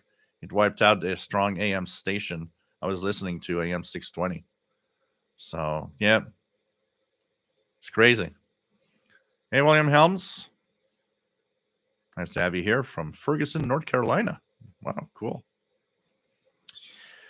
So, hey, guys, we've been on for 3 hours and 50 minutes. Not bad of a show today, hey? And we talked about so many things. Bawa, nice to have you here from Myanmar. What is the best DRM radio? There aren't any DRM radios. except for maybe local markets, So thanks for those that gave me a tip today. Thanks for everybody being here. And it was a lot of fun, of course. And we'll be back next Saturday. Remember, guys, now I am at once a week only. So it's only going to be Saturday at 20 hours UTC that I'm on. Forget about the Wednesday show for a while. My caregiver duties are just doing a lot of compressing my time. WSMI Homebrew. I'm gonna start by eating something. I need to finish the YouTube version of the International Radio Report. It's halfway done, and when all of that is done, so that means at least an hour and a half from now, I'll probably be on the bands. I'll send you, if I do get on the bands, I'll send you a little something to so you know where I am. And yes, the XH Data D368 is coming for me tomorrow. I will be, of course, playing around with a new radio, which is going to be kind of cool, and I think it's going to be a lot of fun. So take care, guys. Stay safe. Love you all. 73. And see you next Saturday at 20 hours Universal Time. Take care, guys. Love you all.